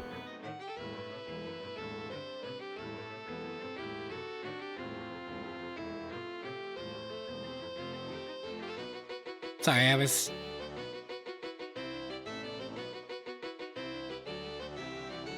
had to check chat a little bit.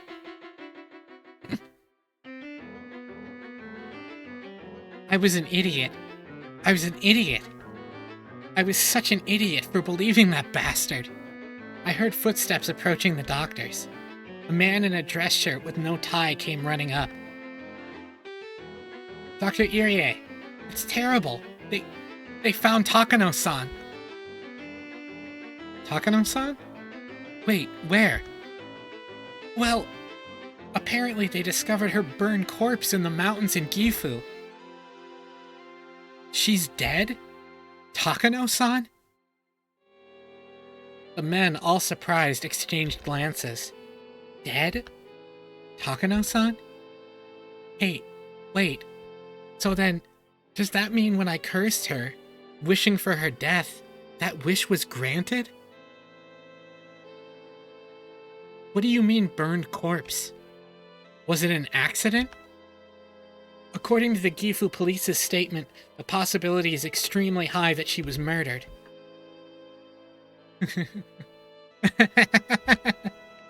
As I cried, I laughed quietly. Serves you right. Serves you right. If I hadn't run into that woman, my murder would have been perfect. But she just had to come driving up to me and tried to coerce me like that. I regretted not having killing her on the spot. But now she was dead anyway. My curse, my wish for her demise, it was fulfilled. Serves you right. Serves you right. Risa-san died, and Takano-san too. What on earth could be happening in Hinamizawa? Don't tell me that this was all Oyashiro-sama's curse for this year. Like hell I'd let the curse be real, Coach said. Risa? We've never heard that name before. Everyone present just nodded as Coach cursed at no one in particular. Yes, maybe it wasn't Oyashiro-sama, but this was definitely a spell. A curse. I wished for her to die. So she did! If this wasn't just a coincidence, and she died because I wished for it, then you'll die next, Coach. You betrayed me. You pretended to believe me, but deep down you thought I was a madman. You looked down on me with all that pity in your eyes. For now, get the black tea ready. I'll bring it inside. I don't think he'd let anyone besides me be alone with him. Shit. What do I do? What do I do, Maibara Keiichi? This time I heard the voice of a nurse. Dr. Irie? Oh, there you are. You have a phone call. I'm a little busy at the moment, so please tell them I'll call back. Who was it from? A Mr. Oishi from the Okinomiya Police Department. Sheesh, what bad timing. Alright, I'll answer it. Coach left to go answer the phone. The other men headed toward the room with the teapot to make the black tea, like Coach had ordered them to. Fortunately, Coach having to take that phone call meant there would be extra time for me to act. I had to decide what to do now. Would I let him make me drink the sedative-infused tea, or be held down and thrown into a mental hospital? Nothing would come from starting a brawl here. They had more people anyway, and they were all bigger than me. If it came to a fight, I didn't stand a chance in hell. If I couldn't win against them, there was only one thing left to do. Run. Adrenaline suddenly rushed into my brain, and my body started to move with keen instinct like it had on that night. My surface temperature quickly cooled, and the transmission routes between my cells enlarged. Chuny or insane, you be the judge. Using 360-degree visual information, I searched for an escape route. I would open the window behind me. Outside was a parking lot. There were no cars. A little beyond there was the bicycle I had taken to get here. I determined this would be the quickest method of escape. I approached the window swiftly, but with little sound, to raise as little suspicion as I could. With the speed and silence of a shadow, like I had on that night I chased her uncle. I unlocked the window and opened it up. Cool evening breeze wafted in. Kinda like a shark, so true. I stuck my head out and looked over the parking lot again. Nobody in sight. No need to hesitate. I quietly crawled outside and closed the window behind me. I held my breath and listened carefully. Nobody seemed to have realized I'd run. I looked around. Then I jumped onto my bicycle and zoomed away. The pedals clattered under the force. Had my bike always creaked like this? Did the pedals always whine every time I pushed down on them? My bike wasn't the only one crying, though. My tears fell as the wind cut through them. They rode the breeze and scattered behind me. I hate this. I hate this. I'm not the crazy one. Hinamizawa is. How How dare you treat me like a madman? Die! Die! Just fucking die already! I believed you. I believed you! I'd gone to the hospital in order to escape Rena and Mion's invitation, but the reality that was waiting for me had been too cruel. Who was insane? Me or Hinamizawa? Or was the answer something else? I started having trouble breathing. I didn't have any clue what was happening anymore. The loud chirps of the Higurashi were irritating me. Were even the Hinamizawa Higurashi I knew so well calling into the wind? No, that wasn't quite it. They weren't calling. They were crying. The pained wailing of those lost in some kind of rhythm in another world, no longer able to return to their own sunlight. I didn't do all that to end up in a world like that. And actually, at about this time, I might have been having fun with everyone else. Sadako would have gotten her smile back after realizing her uncle would never come home, and she might have shown it to us at our first club meeting in a while. That was the kind of world I wished for. So what was this? Why did I end up in such a strange, ghastly world? Oh, I gotta drink water. I'm getting all scratchy.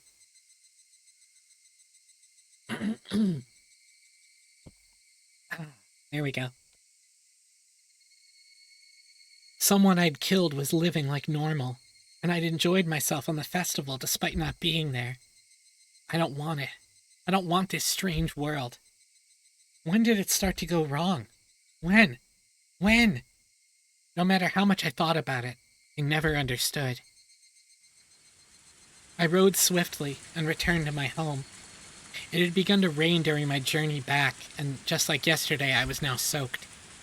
But I didn't care about something so trivial right now. The pain I felt in my heart that Coach, the one person I trusted, was acting so cruelly was far worse. Did I have no allies in Hinamizawa anymore? With that naive thought, that I at least wanted my parents to side with me, I stepped to the front door. Wait, Keiichi. It'll be dark soon. There's something you want to check, right? Yes.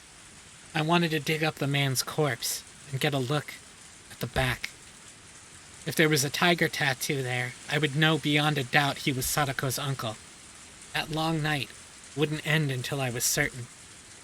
If this insane world was all reparation, all a divine punishment, then I needed to make certain whether I had been successful enough to even deserve to pay that price. I went to the storage room again and got the shovel. It had been washed in the rain, but the paint was peeling, making it look unsightly. I never, ever wanted to touch this thing again. The sensation of it in my hands was totally different from the night before. There was a ruthless coldness about it. Yeah. It would be dark soon, so I'd need the lantern too. There would be a little bit of light from the streetlights, but it would get extremely dark. I thought I'd put the lantern here, but I suddenly noticed it wasn't anywhere to be found. Then it hit me like a bolt of lightning. Of course. On that night, I hadn't brought the lantern back with me. I'd left it at the place I buried the body. Oh my god, did any of us notice that he forgot the lantern? Holy shit. I forgot. And the other shovel, yes. But the lantern is like right where he left the body. The other shovel is at least not right there. It's somewhere else, but if I didn't go to get it soon, it would be very dark. And then not only would I be unable to find the spot I'd buried the corpse, I wouldn't even be able to find the lantern itself. The perfect crime! If that happened, it was all over. I need to hurry. In order to fit the shovel in the basket on the front of my bike, I'd need to twist it and disassemble it. But it looked like there was dirt in the joints, and no matter how hard I pushed, it didn't want to come apart. After a strenuous effort, I realized I couldn't get it apart. So I decided to hold it in one hand and ride my bike with the other. With the downpour soaking me through, and a shovel in one hand, and riding one-handed, it was as if I'd returned to that night. Hello, Barra.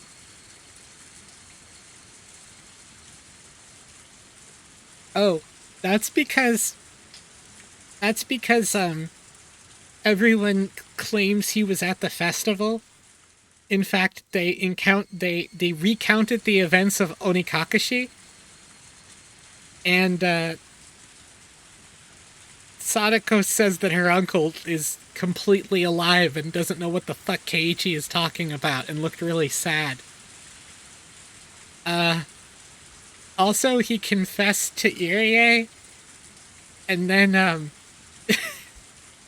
yeah, we've officially entered the what the fuck portion of this particular chapter.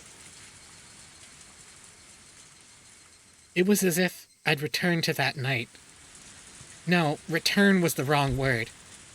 It was more that, like, that night had never ended. The pain of the raindrops striking me were no different from then. The thing was so different. The thing that was different was Hinamizawa. The world and nothing else. The rain clouds were already making it dark, and now was about the time for the sun to set. I could tell it would only get rapidly darker. The straight road leading into town. In the middle of it, that should be where I buried it. Yes, it was near that streetlight.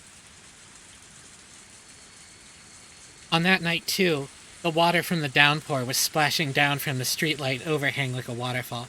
Oh yeah, notably, Rena also has...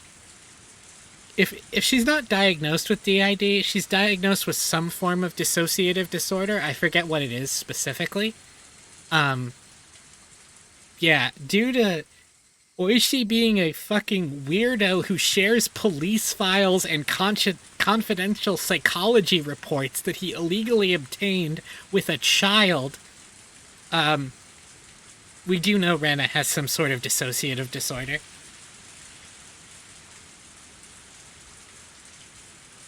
That she claims was caused by Oyashiro-sama, which maybe she does or doesn't actually have a disorder of any kind.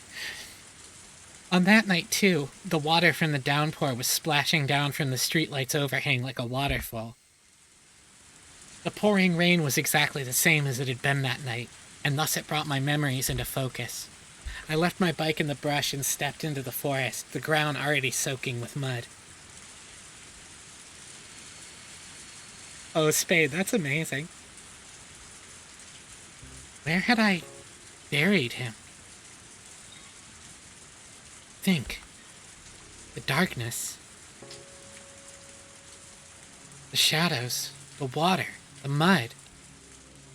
Everything was the same. Think. Chow, how are you following anything that's happening? This is the first Higurashi stream you've been to? How are you managing this? Wow. And then, the answer is that I'm not. Oh, I see. That makes sense. And then, I spotted the lantern by a fallen, moss-covered tree. Well, I'm glad it's entertaining enough that even as you're not following it, it's like...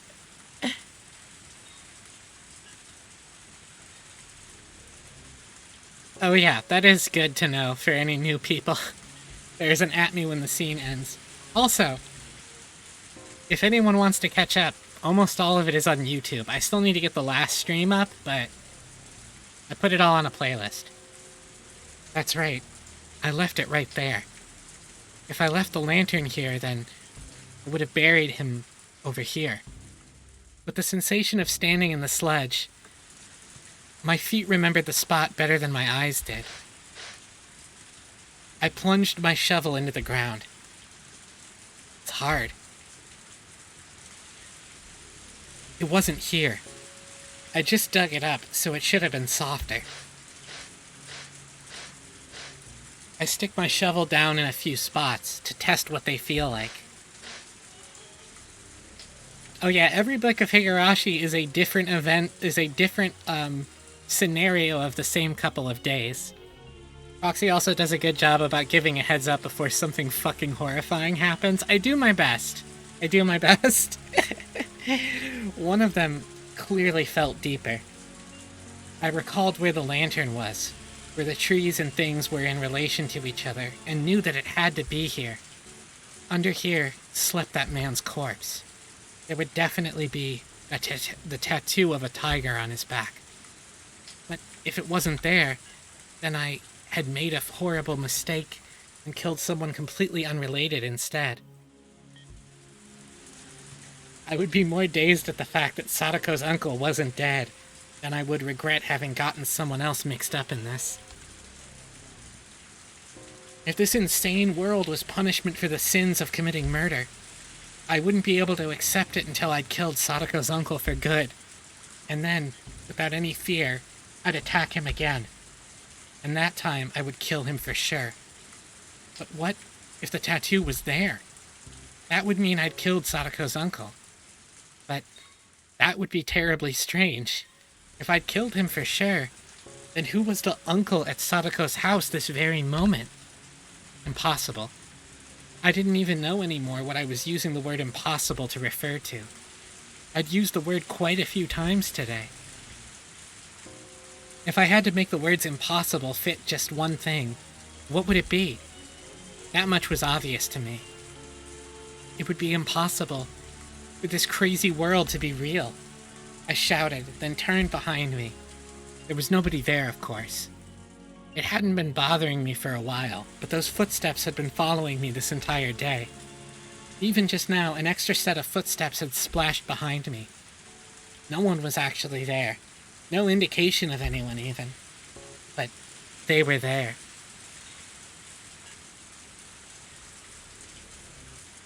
Oh boy, can't wait to meet my fellow tiger-tattooed rival in this town. I hope I don't get murdered today. Oh my god. Who are you?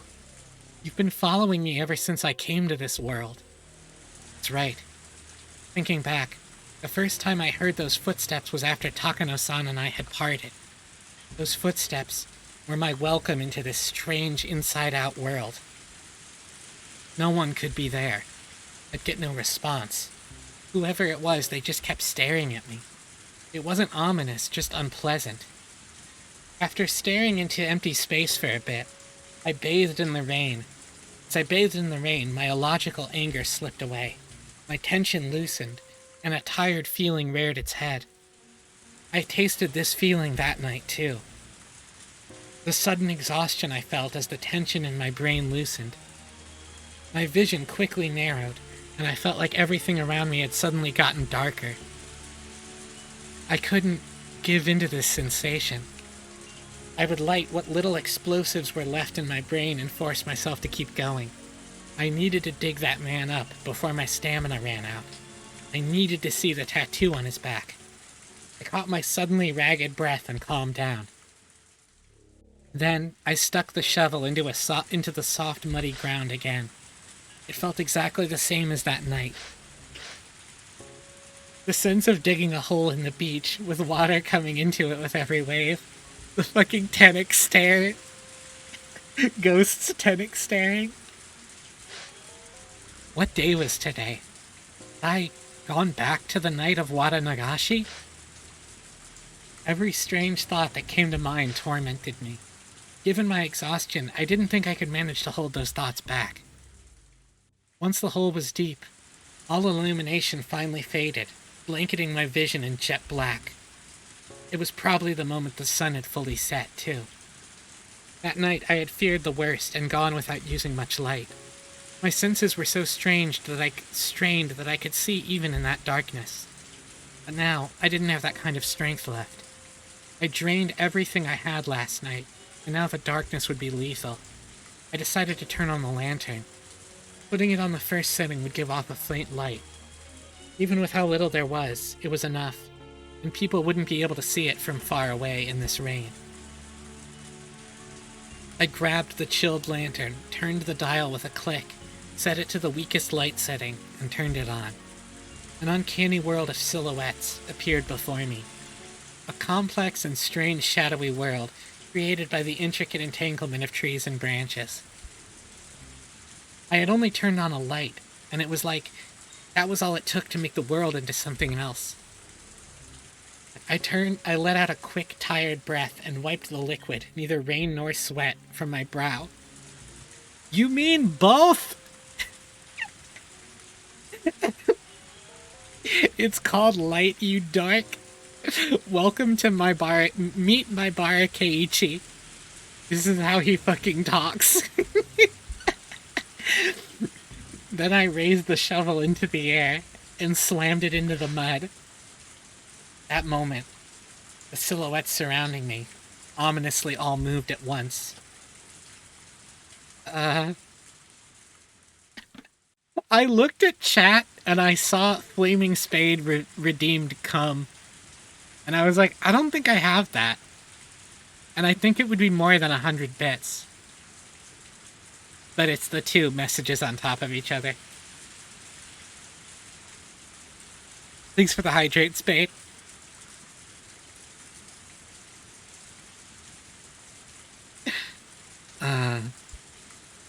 Inside my head, something packed in there, something coarse but not hot or cold, was loudly rushing about. The silhouettes were all around me, looking down at me, and one of them, a silhouette bigger than the others, stepped forward. I really gotta set up the other website, you know?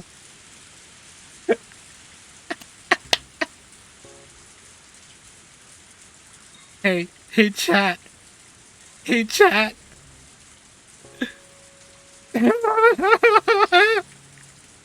The silhouettes were real. They're the cops.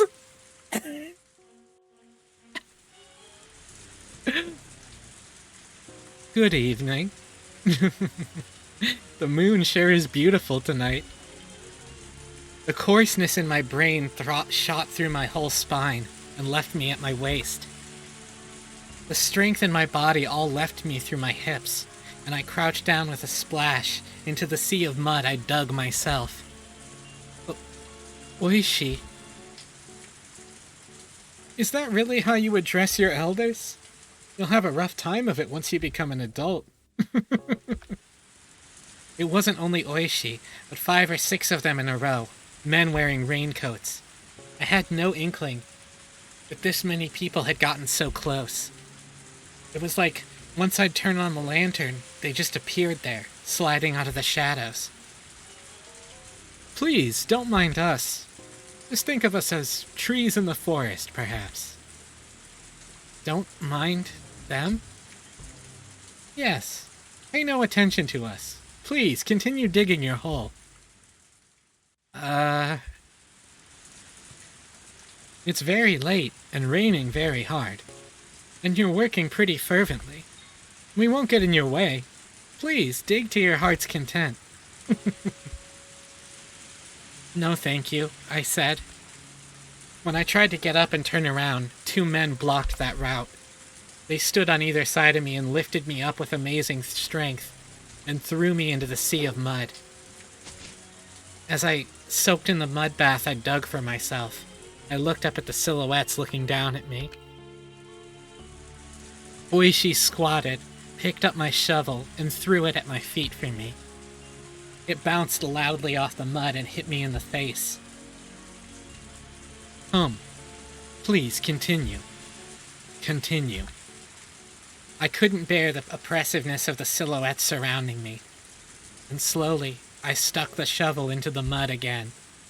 It felt like I was digging my own grave. If I kept digging, it wouldn't matter whether there was a tattoo or not, because that man's corpse would appear eventually. It was all over, surrounded on all sides and nowhere to go. But I just couldn't figure it out no matter how much I thought about it. Why were they here? Was it Takano-san? There was only one person who could have made the connection between me and this place. Shit. I knew it. She deserved to die. Stopping so soon? Ah! Bam. Oishi kicked me in the back, which took me by surprise, sending me flying into the mud. Hurry up and dig, please.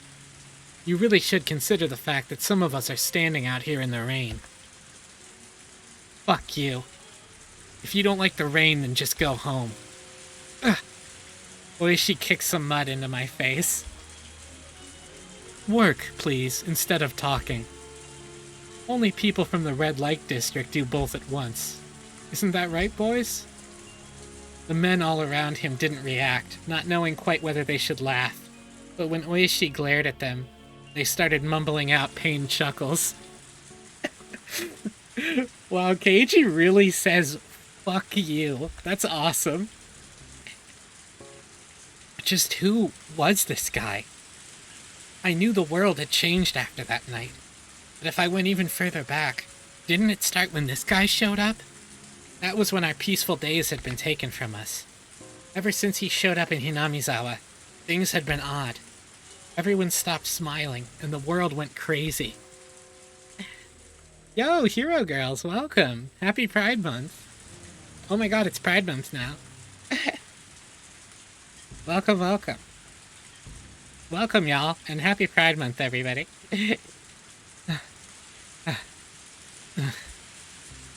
The whole ground under my feet gradually got harder and heavier. I pledged to be as gay as possible this month. At this point, even I started to think something was odd. I hadn't buried him this deep on that night, had I? My exhaustion peaked, and I sat down on the spot. How long do you want me to dig? Kids these days have no stamina. Hey, you. At Oishi's gesture, the man all pulled out their own sinister-looking shovels. As I watched a daze, that's a good one. One of them grabbed my collar, dragged me out of the hole, and threw me to the ground. The rest of the men stepped into the hole I dug and started shoveling themselves. As I stared at them, dumbfounded, Oishi sauntered over and squatted down to look at me directly. My bar, Keiichi-san. Is this a hobby of yours? Digging holes on rainy nights? I know they mean shirt collar, but damn. So true. When I didn't respond, Oishi took one of the tin buckets they were using to bail out the muddy water, scooped up some of it, and splashed the whole thing in my face.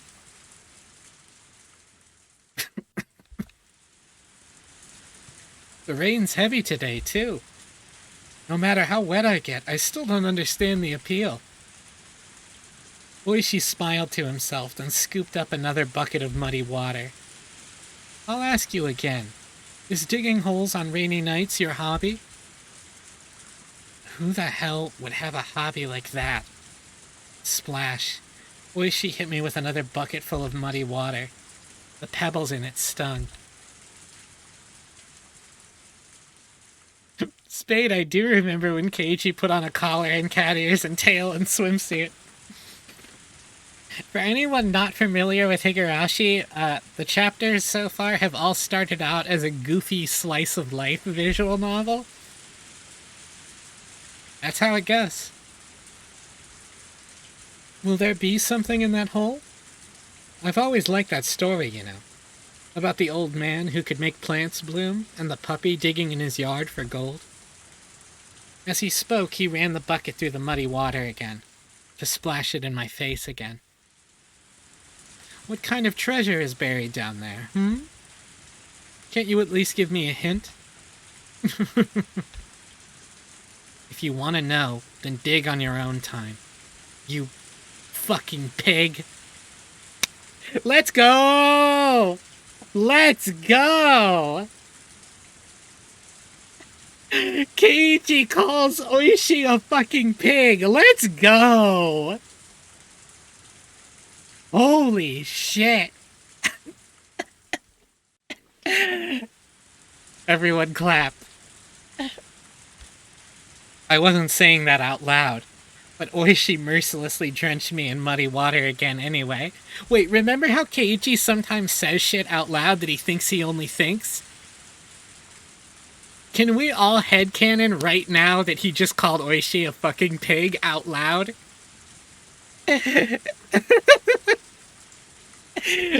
Oh my god. Thank you for the posture check and hydrate. Shit. Shit. Shit. If only you hadn't shown up, the world wouldn't have gone wrong. Ever since you showed up, things have been strange. Sadako got abused by her uncle. I ended up killing him, and the world went crazy. He was how it all began. Because of this culprit. He splashed another bucket of mud in my face. My insides were seething with anger. Die. You die too. If I have some strange power to kill someone by cursing them, like with Takano-san, then you're dead. And it won't be Oyashiro-sama's curse. It'll be mine. I'll curse you and kill you. What a rebellious look you're wearing. Why don't we use this opportunity to teach you a thing or two in that regard? We really do live in peace these days. When I was about your age, corporal punishment was the norm for everything. Oishi-san.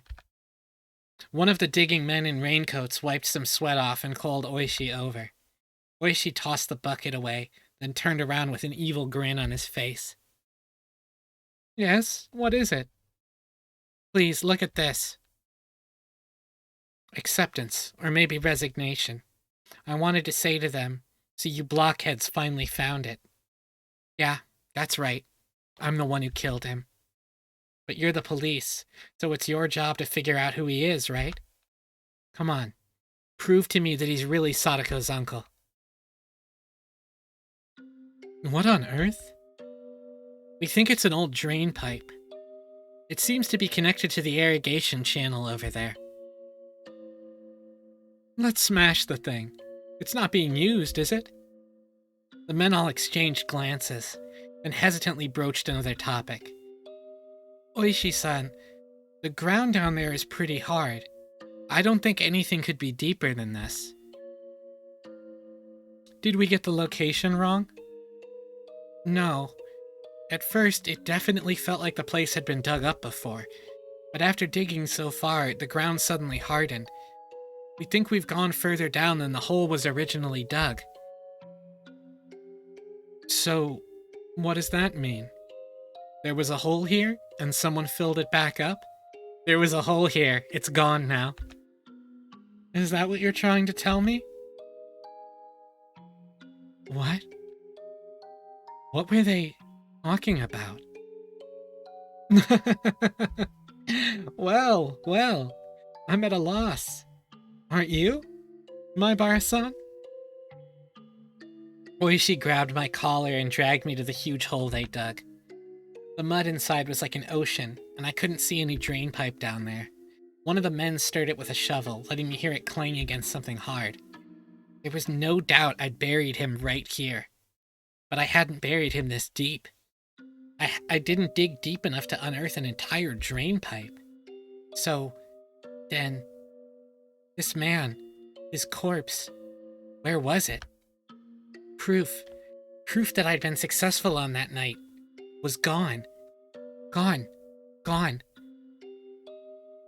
Then what on earth was I actually crazy after all? And just possessed by the delusion that I'd killed someone? That couldn't be. It was the unmistakable truth. It couldn't have been a hallucination. But now, most important evidence that it hadn't been a hallucination was gone. I killed him. I buried him. I had absolute unwavering confidence in that fact. Then, did I fail to kill him? After I left here, and he started breathing again, crawled out, and gone back to Sadako's house? Was that it? I had come here to see whether he had a tattoo or not, and yet the truth I unearthed was far more than that. Yesterday, what was I killed him. I buried him. There was no doubt. But for some reason he lived and crawled back out. And that was impossible too. I'm so tired of hearing the word impossible over and over. I get it. I get it. Dead people don't like to play by the rules here in Hinamizawa. What was it that Ryukishi said in the intro to this chapter? The difficulty is so high you probably won't be able to make any impressions at all. And I'll kill you as many times as I need to. I'll keep killing you until you never show your face to Sadako again. Oishi and the others were muttering to each other. Eventually, their conversation ended, and Oishi came towards me. What did he want to say? What did he want to do?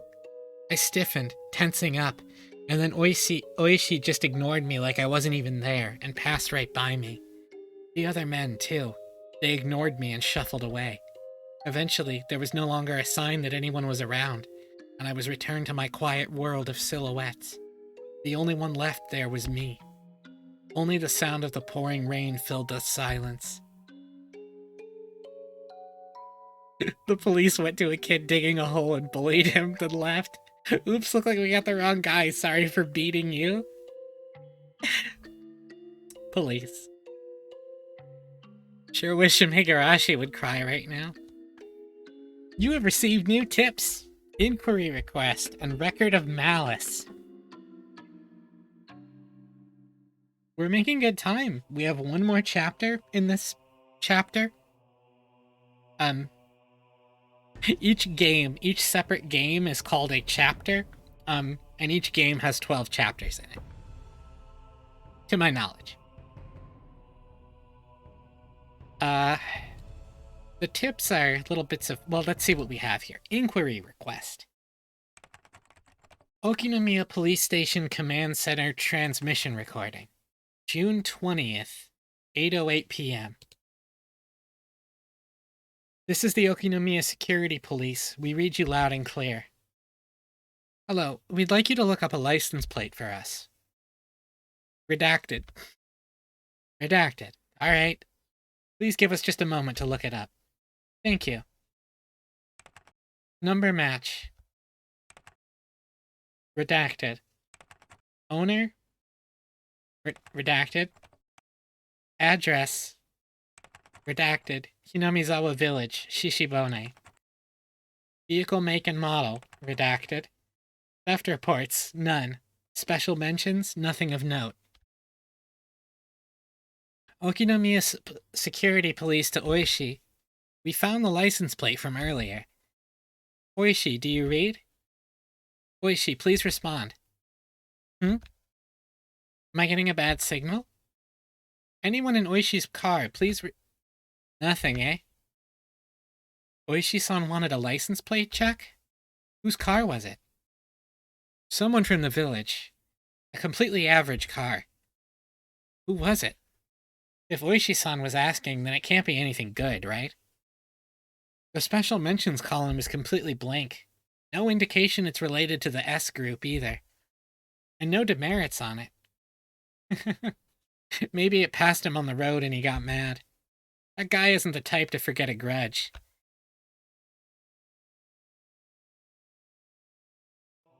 So Oishi looked up a license plate. Okay. It's probably Takano's car. Like, right? I mean, I can't think of any other car it would be.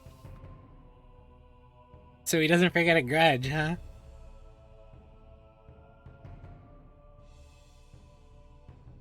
How about he tries not forgetting, that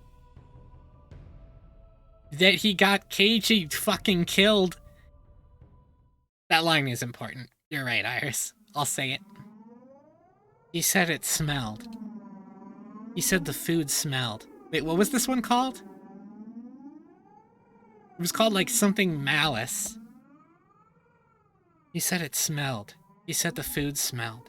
He said it smelled because I smelled. He said I smelled because I don't take baths. He said to take a bath 3 times a day because I was a smelly person. He said I had to stay in the bath for a long time every time. He must be possessed by something too. This is the same thing the man who died said. Why does he know what that man said before? That much is obvious. The same thing that possessed that man is now possessing him. Can't a sudden earthquake make a big hole in front of the house? If it did, he would definitely go and look into it. And then I just have to push him in. I won't give in until I get that chance. I won't give in. I won't cry. I won't give in. I won't cry. Someone is apologizing again.